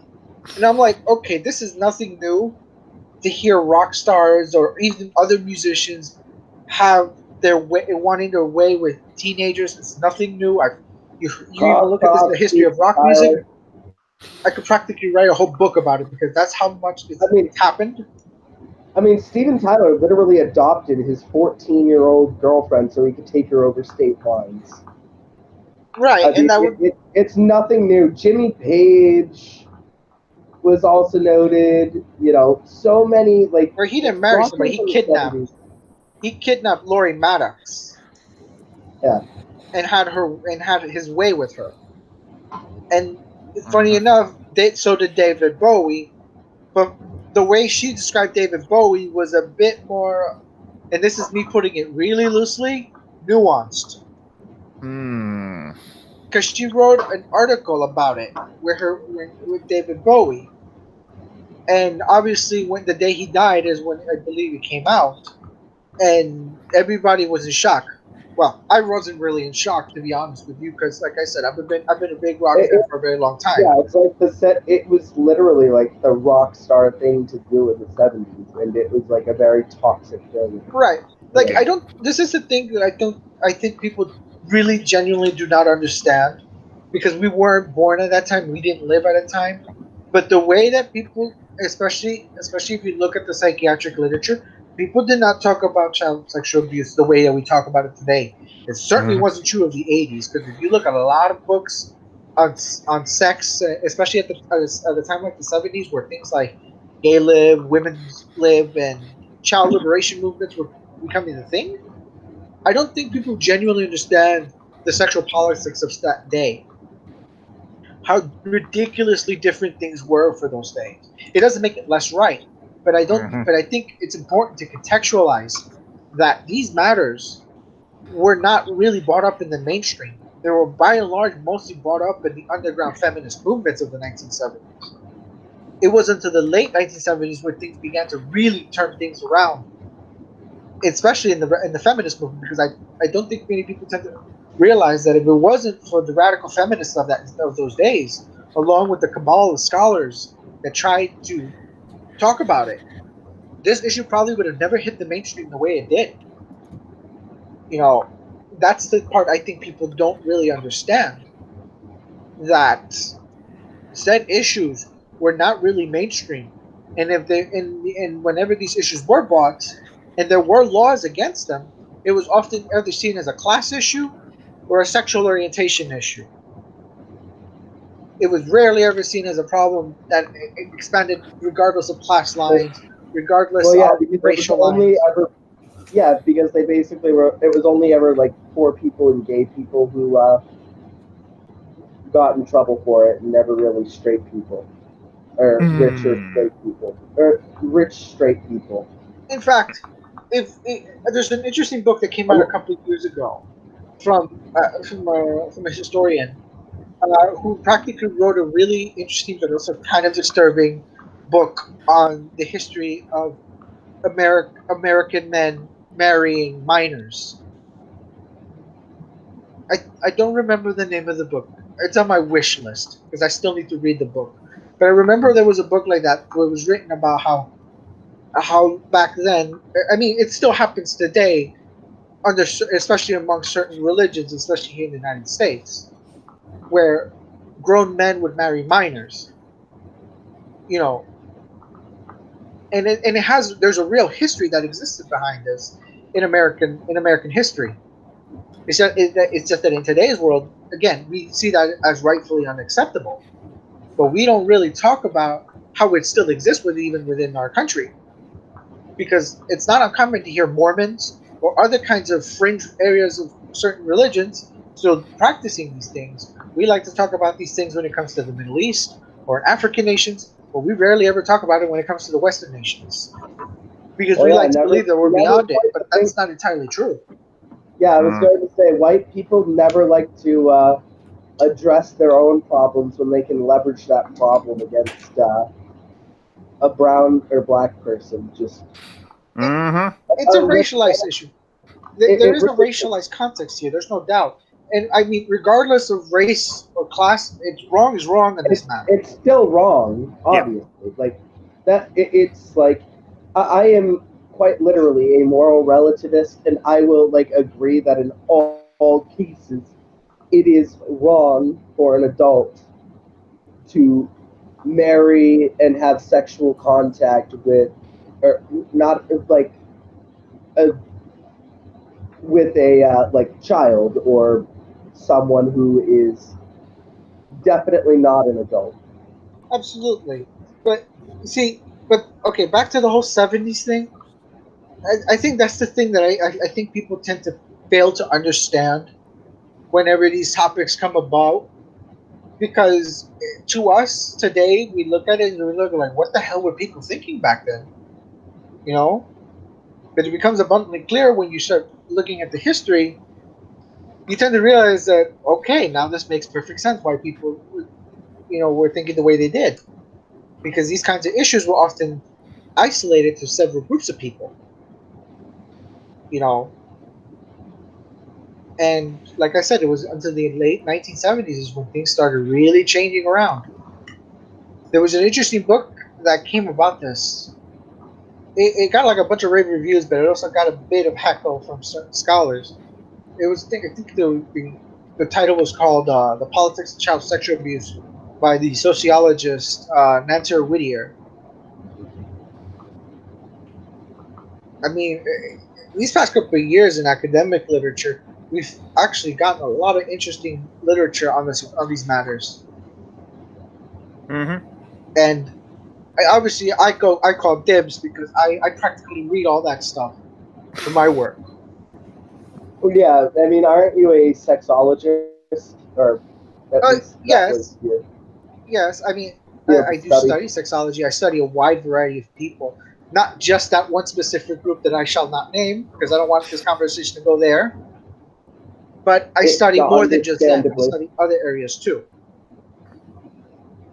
Oh yeah, I know. I've talked to you about like the other like in private. In private, I've talked to the one that you don't want to mention, and I know which one. Yes, But yeah, but they're not the only I group I study. yeah, but I also know like I've talked to you about like your other work as well. Right, like that's not my whole book library. Trust me, if that was the case, I would be questioning my sanity right now. Oh yeah, I'd be questioning your sanity if that was all you studied as well. Like, Right. I mean, it's definitely something I do study and I do take extremely seriously, but it's definitely not the only thing I study. Like I study other oh, things. it's definitely something that like should be studied because we need to understand it. But like, you know, if that's the only thing you study, you do have to question someone a bit. It's like, why is this your only area of study? Right, right. I'm just like going to myself like I'm like, okay, this is something definitely something I'm very invested in, but it's clearly not the only thing that I'm interested in. Like I'm not gonna go away from it because I did have to take a bit of a hiatus on it because I didn't want to land myself into insanity. You know, so that's why I was studying other things for a while as well. I think that's just a natural thing to do. Is just like it's good to have like that balance of like being able to like study multiple different things because you can't have the problem of being like the a expert in just one thing. Like Garrett would always bring this up on his old channel that there was like in either a book or a documentary. I think it was a book of like the expert of everything. They found like this one professor in this one university in the biology department that is the world's most foremost expert on this one type of mollusk. He can tell you everything about that one mollusk, but having a normal conversation with other human beings, that's not something he can do. And it's just like, so it's good to diversify. And also like to keep your mind young, as it were. It's like if you're constantly learning, then you're avoid those kinds of problems like later on in life. And I think it's like a much more interesting person if they have like multiple different like interests. That's also kind of like for my channel. The reason why I have done like the reason why I have done anarchist content because I am a baby anarchist and I like to like at least be well knowledge about like a subject if I decide to like make a topic of a video or something like that. Don't mind doing like hangouts like this because they're more casual, more free form, and like I just like can give my opinions about things. But for my channel, I like also don't want to be just about anarchism because I like to have fun. So that's why I play video games. That's why I review movies and like anime. And well, with anime, I feel more of like an expert on anime, so I'll be willing to talk about that. I'm sorry, I talked over you, Christian. Oh, I've actually got to start streaming on my streaming video games on my channel because I actually do have the means to do it now that I have a PS4. I just haven't gotten around to it because I kind of don't want to show everybody how bad I actually am at Dark Souls and Bloodborne. I probably could do that. I do have Dark Souls, but not the remaster version on Steam. So it's like, yeah. No, by the way, hi, Deadman Animation. Oh, we have Deadman Animation in the chat. Yep, he showed up 15 minutes ago on his lunch break at work. Also, I want to respond to Jonathan. Mm-hmm. Yes, I agree with you. One of the biggest problems with academia is that academia has a notorious habit of making you specialize into things. Like that's the only thing you ever tend to ever do anything about. Hmm. You know, and I just realized I'm like, okay, I want to be an academic. I want to do real academic work, but I don't want to limit myself into writing just one thing, especially when it comes to issues of human sexuality, because I do write about other things. I write about sexual autonomy. I write about consent. Although I do deviate quite heavily on how a lot of leftists think about it. Hmm. I write about cruising. I write How dare you about not toe the party line? well then hey, count me out because I like to think about other things that are not even my own positions. I tend to be, you know, to me, as someone that likes to engage with things, I'm always a big Although, of believer course, of always exclude the little Nazis, right? if you're not Like, engaging, that people's not even worth talking to. well, if you're not engaging with what you're reading, do you really understand what you're reading? You know, No. are you interested in reading the literature because you want to be proven right, or are you reading the literature because you want to be critical of things, or are you even let alone critical of said text? You know, I'm always reminded of that really fascinating interview that the Real News did with the political scientist Norman Finkelstein on the Israel-Palestine conflict when he was talking about his own life because he used to be a former Maoist Mm. and he was a really big follower of like people like Paul Sweezy and all those guys, you know, and he would talk about how he would read books just so he could prove his professors wrong about Maoism and Marxism, you know, because he was a big, you know, he was a very ardent supporter of Chairman Mao, and he would go out of his way to read all these books and statistical work from these like really fringe economists just so they can call the professor's bluff. But until once Chairman Mao died and the gang of, I think it was the gang of 5, 7, I don't remember, came about and everything fell apart, he couldn't believe it. It completely destroyed his worldview. You know, and so I took that to heart when he said that about himself because I'm like, crap, I should not be reading these things to prove people wrong or prove myself right. I should be critical of these texts as long with But also I'm realizing critical of when any. they're correct. Yeah. I mean, I also try to be critical of things that I read, even if I know I'm going to generally agree with a lot of it. Hmm. And I'll even read, like, I'm more than willing to read stuff that I don't think will verify my viewpoint for in the hopes that it'll present something I might not have thought about before. And Absolutely. even if it doesn't turn into, oh, I agree with this point in the book, but or this point in this, I'll read it and I'll look at that point and maybe I'll think about that point and that point will change my view. Right.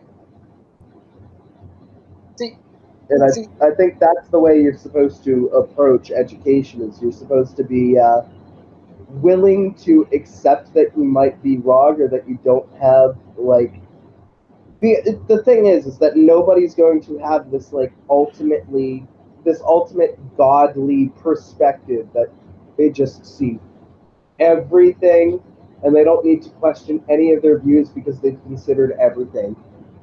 Hmm. right. Because the thing is, one of the things I think many of us would like to believe is that no one likes to admit that they could be wrong. You know, you could be the most prominent scholar of said topic, and you're still capable of being wrong. You know, Yep. Darwin was right about a lot of things when it came to natural selection, but when later science came about, it was obvious that he also made mistakes.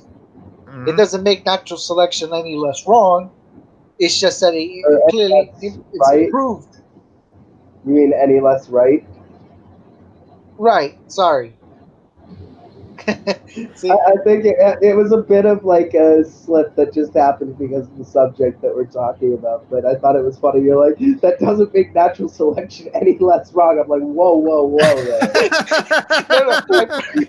Are you going to try and tell me that I was birthed from some sky patriarch? Because I promise you, I am not Ken Ham. I will say probably after this topic, I'd like to wrap up the stream.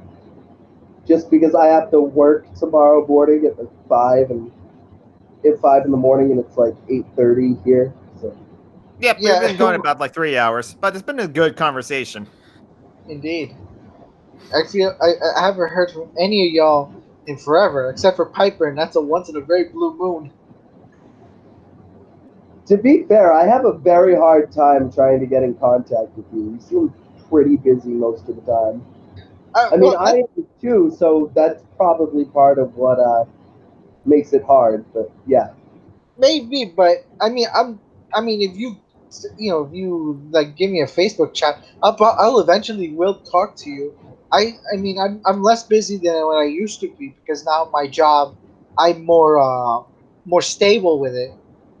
So I am willing to talk. It's just the problem is the vast majority of the time when I am talking on Facebook, it's either with other people or I'm stuck in Facebook groups debating everybody why they're full of shit. And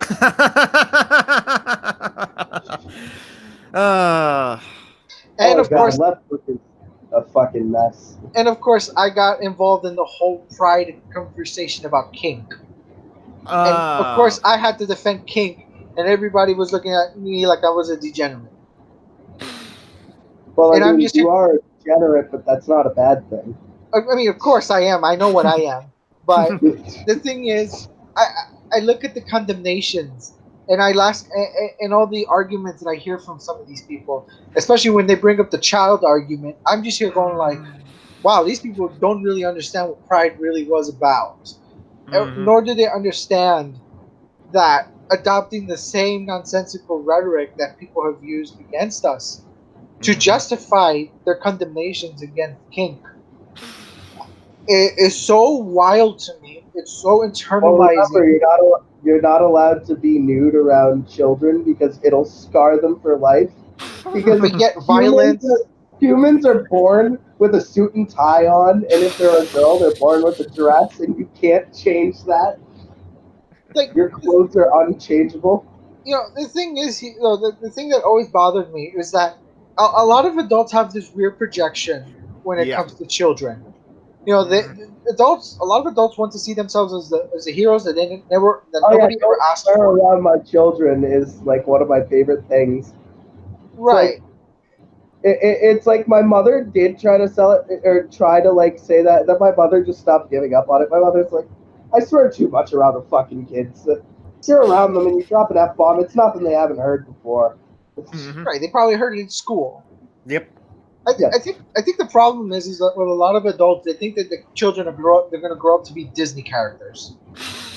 That they're all ignorant and that they're very naive of things. Oh, shucks. I'm like, I'm sorry, but this is 2019. We live in a world where people are growing up very quickly when it comes to understanding the bitter realities of the world. You can't. There's no such thing as a time of innocence for children. It sure as hell. If you're a child of color, you know damn well that does not exist in your life. Oh yeah. Also, I mean, the idea too that somehow like not having a kink makes you innocent and not just like boring. Like, I mean, look. This reminds me of an interview that I don't really want to shit talk people who don't have kinks. I'm just making a joke, by the way. I mean, obviously, I feel like I have to clarify that. I mean, having a kink or not having a kink, I'm gonna take the words that Yasmin Nair said in an interview with, I believe it was the Campaign Sharks. It's just fuck people. There's no need for these identities, and there's no need to think that you're better than other people. Who cares? I always thought that was because this was in regards to like the whole that article that came out a while ago about how like polyamory is this really revolutionary thing, and then Gasman Nair came with an article calling it polyamory is just gay marriage for straight people. And we were just laughing. I was just laughing my ass off at it because I'm like, oh damn, she went there. I mean, the thing is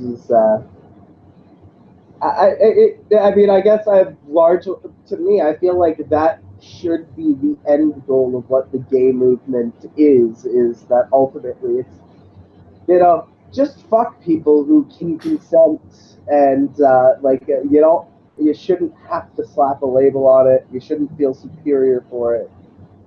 Right. And I don't think the gay movement is about feeling superior for it. It's just really fun to piss off cisgender heterosexual people. Damn sissies. I think the thing is also Sissies, is that CISSIES, sissies.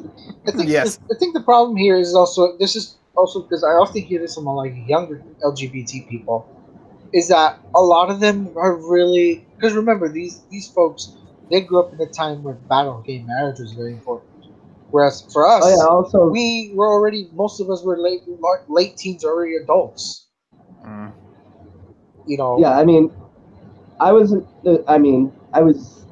so this was 2015. I was 17 when gay marriage became legal. So like I do remember a time where gay marriage wasn't legal, and I like got into shouting matches with members of my family about like how it's literally just straight people thinking that they're better than gay people, and they're afraid of some kind of sanctity of marriage, when really marriage is a bullshit fucking construct that like it doesn't actually carry any basis. And like, yeah, I'm just like, fuck the institution of marriage. It's a money making scam, and just like, but I'm also not going to rail against like a gay marriage, because it was clearly a discriminatory practice against gay people, and it was straight people feeling like somehow their sex was superior to the sex that gay people had.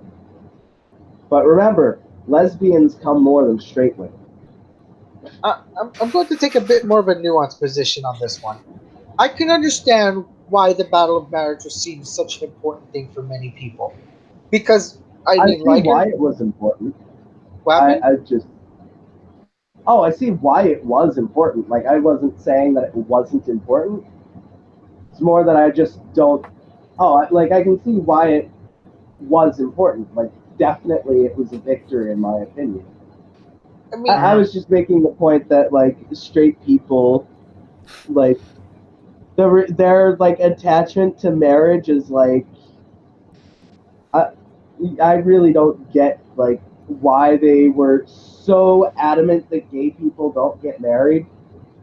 Because it really doesn't affect them like in any actual material way, other than ew, Tim married Jim or some shit like that. There's two dimensions to the issue, in the sense that legalizing gay marriage is a matter of essentially stopping state persecution of gay people, state repression of gay people, and then the other part of it is that yes, marriage is about more or less the state recognizing your identity and your partnership with someone, and in many ways it's a kind of meaningless institution without state power, but that doesn't mean that there's not a need to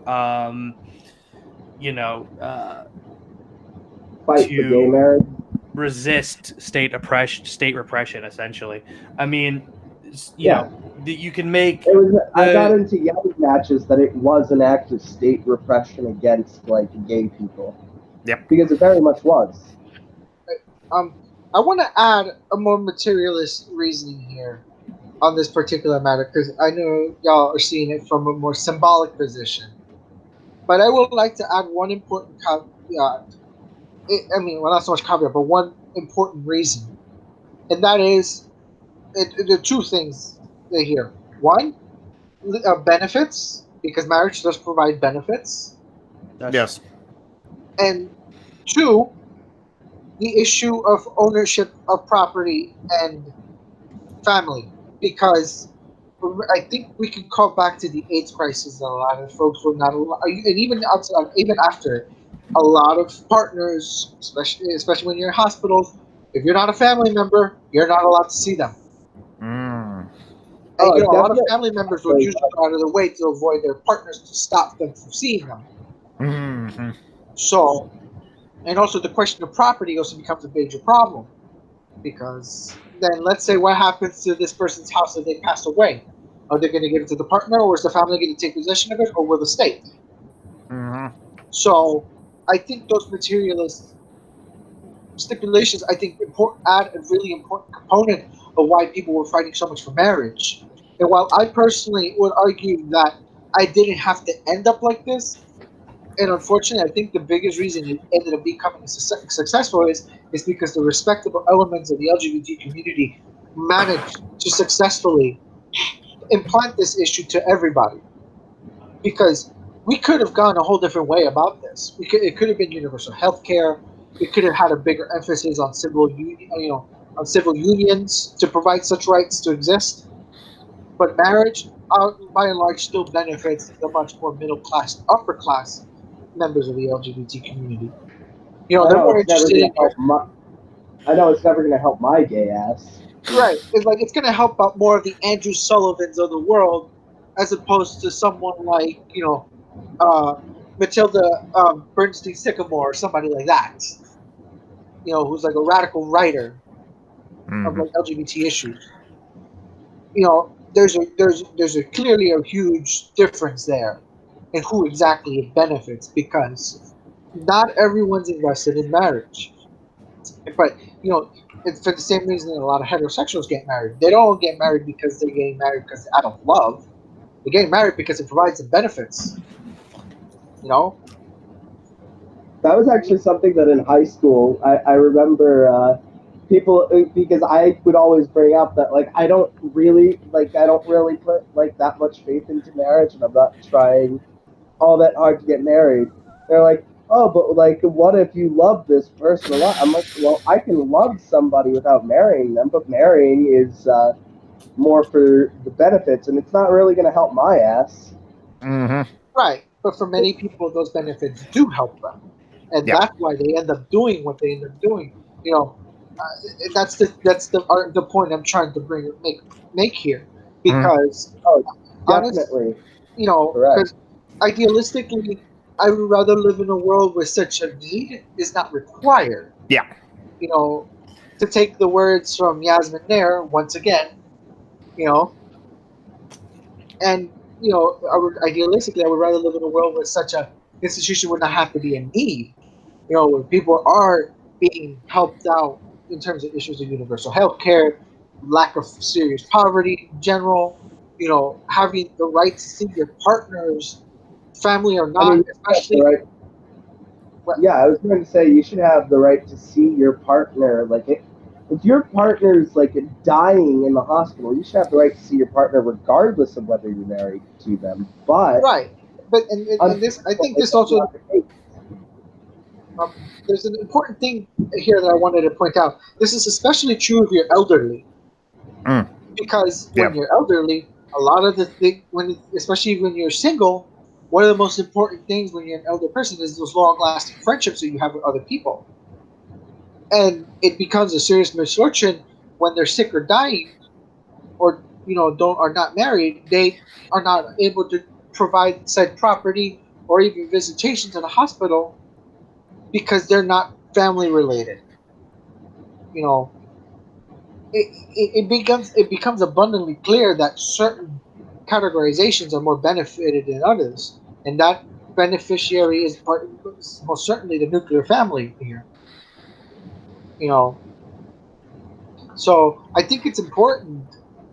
I think it's important in general, especially whether you're LGBT or not, to recognize that these issues still matter, and it should not, especially when it comes to the issues of friendships and romance and long-lasting relationships that do not include marriage, to be included in terms of issues of benefits, because it's rather selfish and unfair that people who are not married are not allowed to be given such rights to begin with.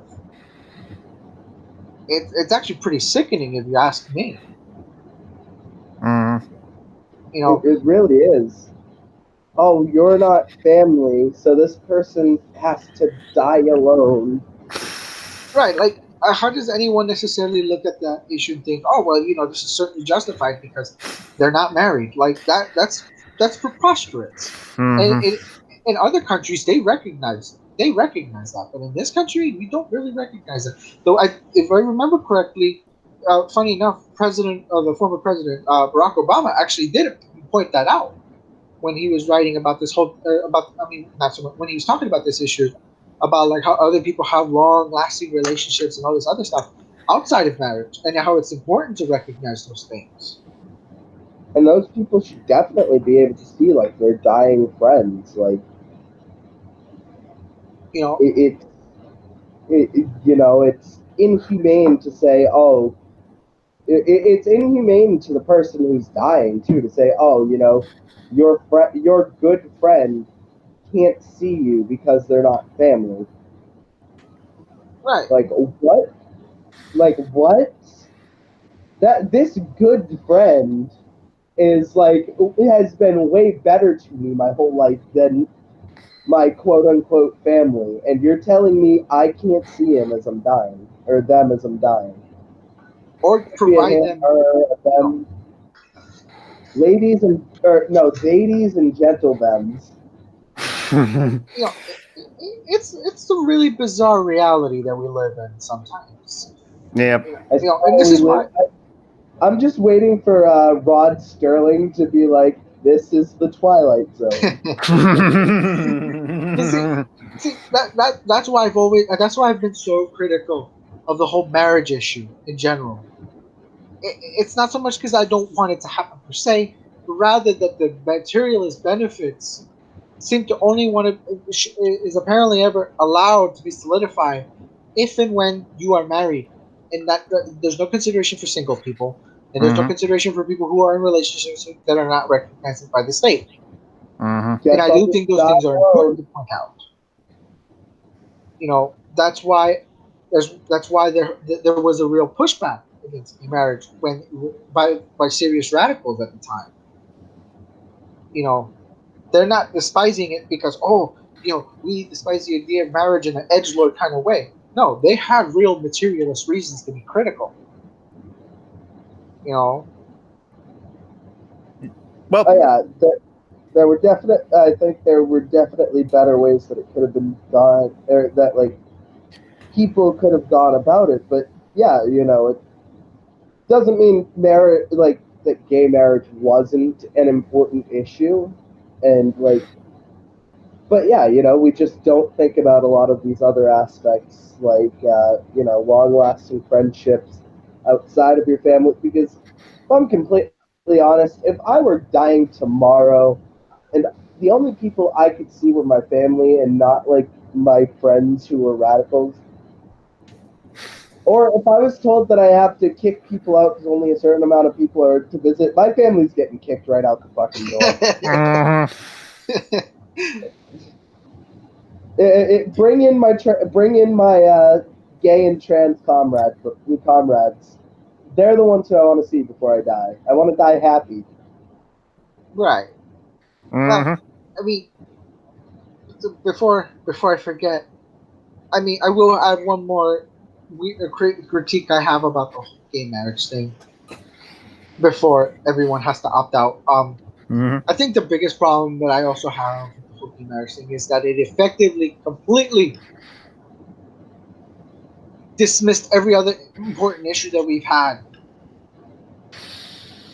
You know, we still have a lot of major problems when it comes to LGBT issues. Why do we even have Pride? They were all given marriage 4 years ago. Yeah, I mean, honestly, this is so silly to me because most people are not invested in marriage. Not everyone cares about marriage. But there's still a lot of major problems still being LGBT. You know, you still have a lot of trans women of color still dying around the ages of 30, 35. You still have a lot of homelessness. They're being killed. Yes, they're being killed. Yes, you know, they're being literally killed at such young ages, and for some reason that doesn't shake anybody enough. You know, there's also the problem. I'm shaken pretty much every time I read one of those articles. Like, yes, but you know, you're a trans woman. You have every reason to. Oh yeah, you know, it's like, yes, it may not be me, and you know, as a white trans person, it's very it's very unlikely to be me, but it still shakes me to my very core that someone can look at a trans person, regardless of like what their race is, and think that and see that they got murdered and not think it's an absolute fucking tragedy that so many of them are being murdered at very young ages. Right. You know, and that to me has always been rather, disturbing, especially because I live in a state. You know, I live in a state where, you know, it's supposedly very gay friendly, but yet you still hear about trans women of color still being attacked and killed. You know, so I mean, I literally work with I work with people of color who talk just as violently about trans women as like the white men do.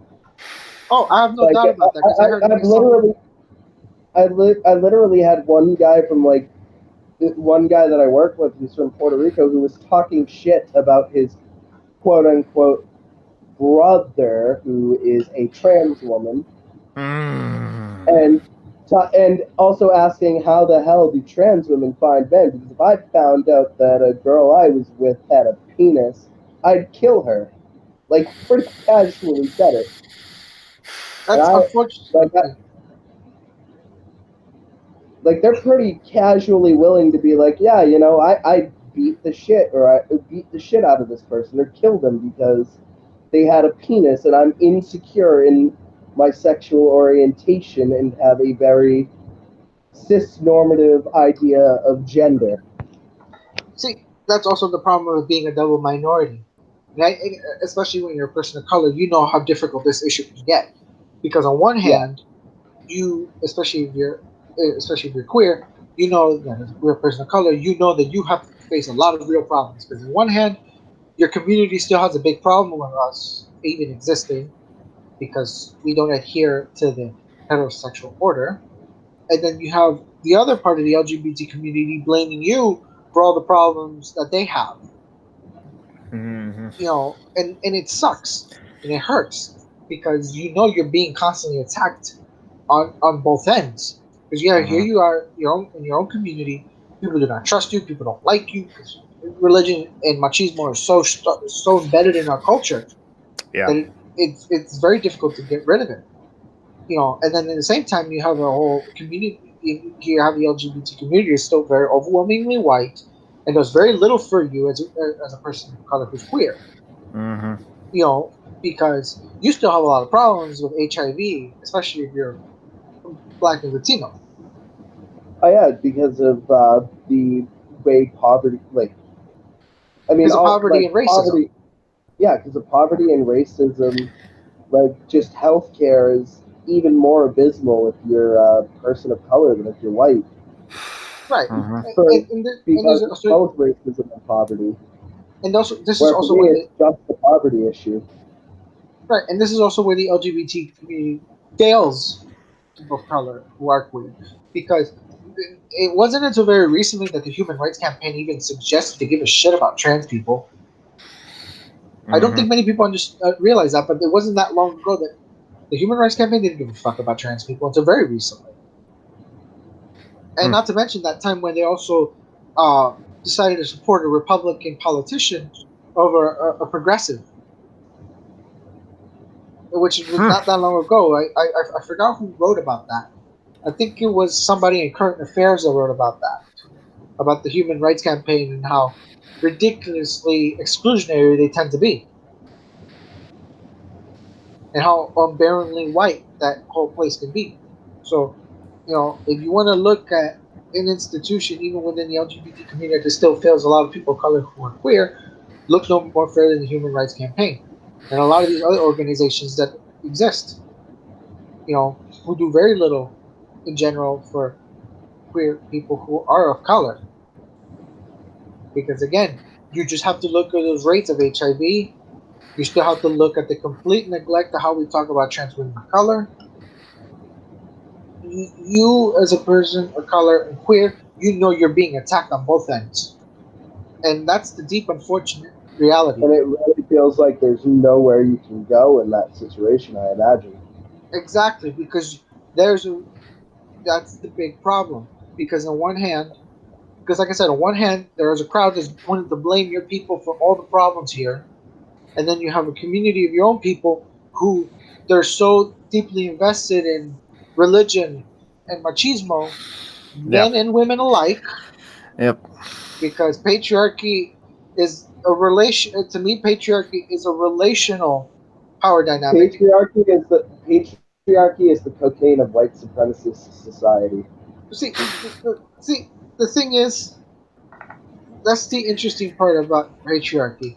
Is that I know a lot of people like to talk about patriarchy as something that's largely top down, but what has failed to be realized is the problem here is that it is also it's more relational. Because again, you can't have support of such oppressive power without also not changing the minds of other people and those who are really seeking to uphold it. Because it's not just the powerful that are your problem. It is also the people around you. Power is not something that just exists as a linear thing. Power is distributed amongst everybody. And I think that's why it's important. And it's distributed in all kinds of weird ways that you might not think of. Right. That's why I take the Foucaultian position on that, which I always felt like as anarchists, I believe that's the way we should look at power. We should never look at power as something that's top down. Mm-hmm. Because if one is really truly against hierarchy, you have to understand that power does not just simply exist from the powerful to the powerless. You have people around you that are more willing, just as willing. They might not have the power that the upper classes and those with domination have, but they do, on the other hand, have advantages over you. Yeah, I was going to say they are more than willing to leverage what little power they do have over you. Right, because power is seductive. Mm-hmm. No one likes the idea of realizing that they're seen as inferior. Yeah, if you're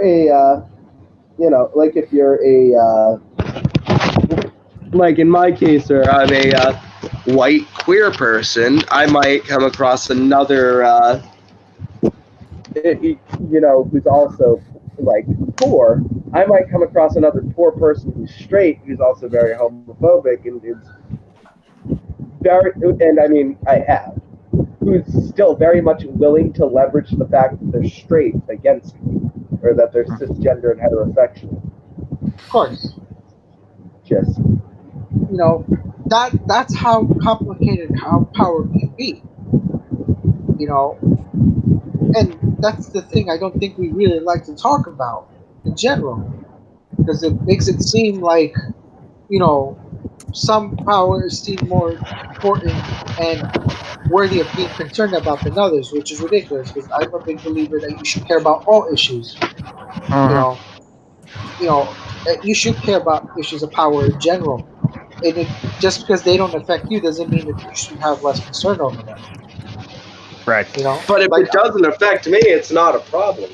That's silly, because for example, the issues of disability should be a major issue for a lot of people. I mean, most of us are largely able-bodied, but just because we're not disabled doesn't mean you shouldn't care about other people.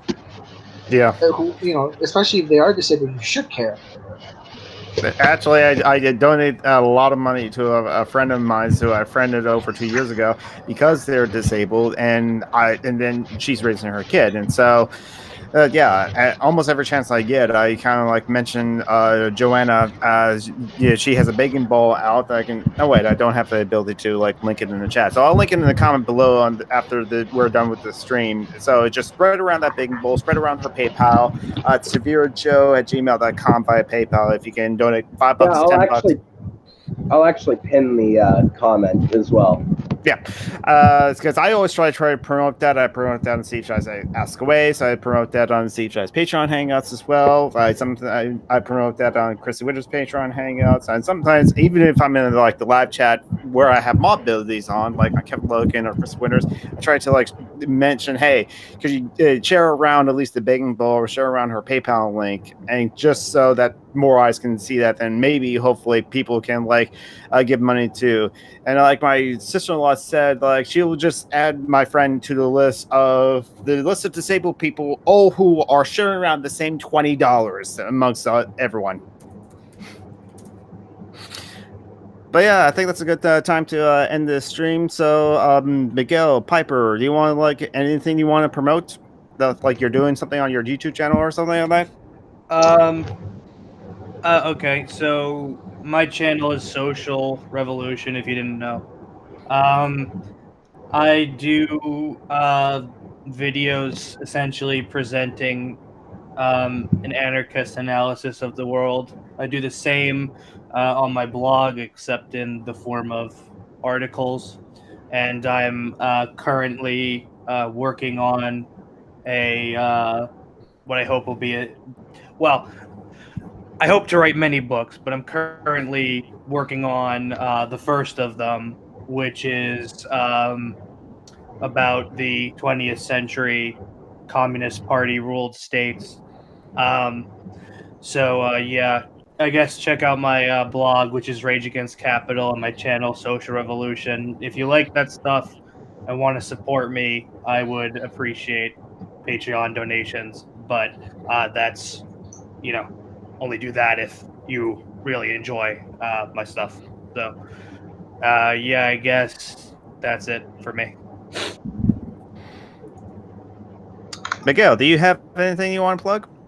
No, I mean, I don't really have a YouTube or anything. I just go on other people's talk shows and stuff because I usually get invited. But that's as much you'll ever see me in. But most of it is stuck in the depths of history. Mm-hmm. Yeah, Miguel's just a frequent visitor on mine and Piper's channels. That's cool. I'm assuming a couple others as well, but I know that me and I actually met Miguel on like one of Piper's streams. So.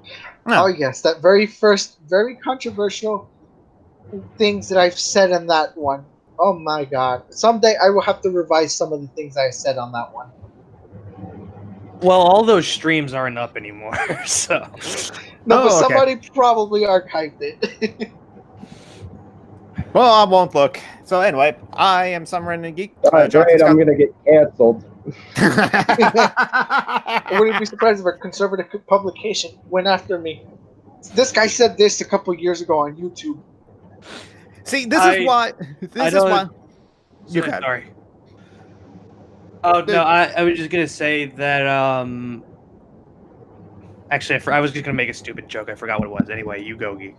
Yeah, this is why I'm not gonna run for public office because A, I don't think I would like do well. B, I'm an anarchist. I'm against the state. And C, I have said on the public stream they're recording the Beatles song, "So You Want a Revolution?" Well, and I just screamed, "Yes, I do!" And that started a whole conversation. But I think that's why I'm never gonna like run for office because they'll pull that up and say, "See, he's an anarchist." He's like, and criminal anarchy is a thing in this state.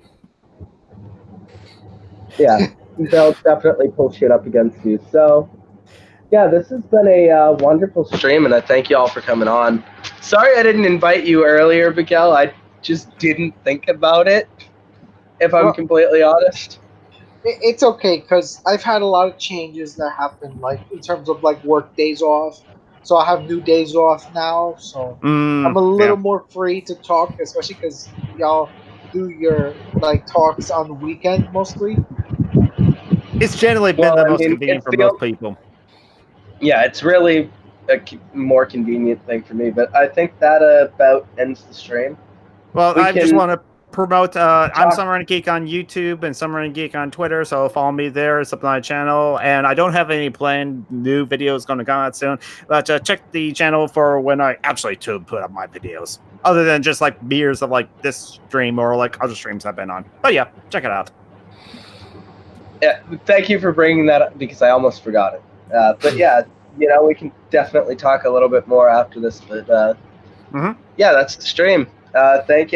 Thank you to everybody who came on to watch, even if you're not watching right now and you're going to catch up later, or if you can't even hear me, just anybody. Thank you.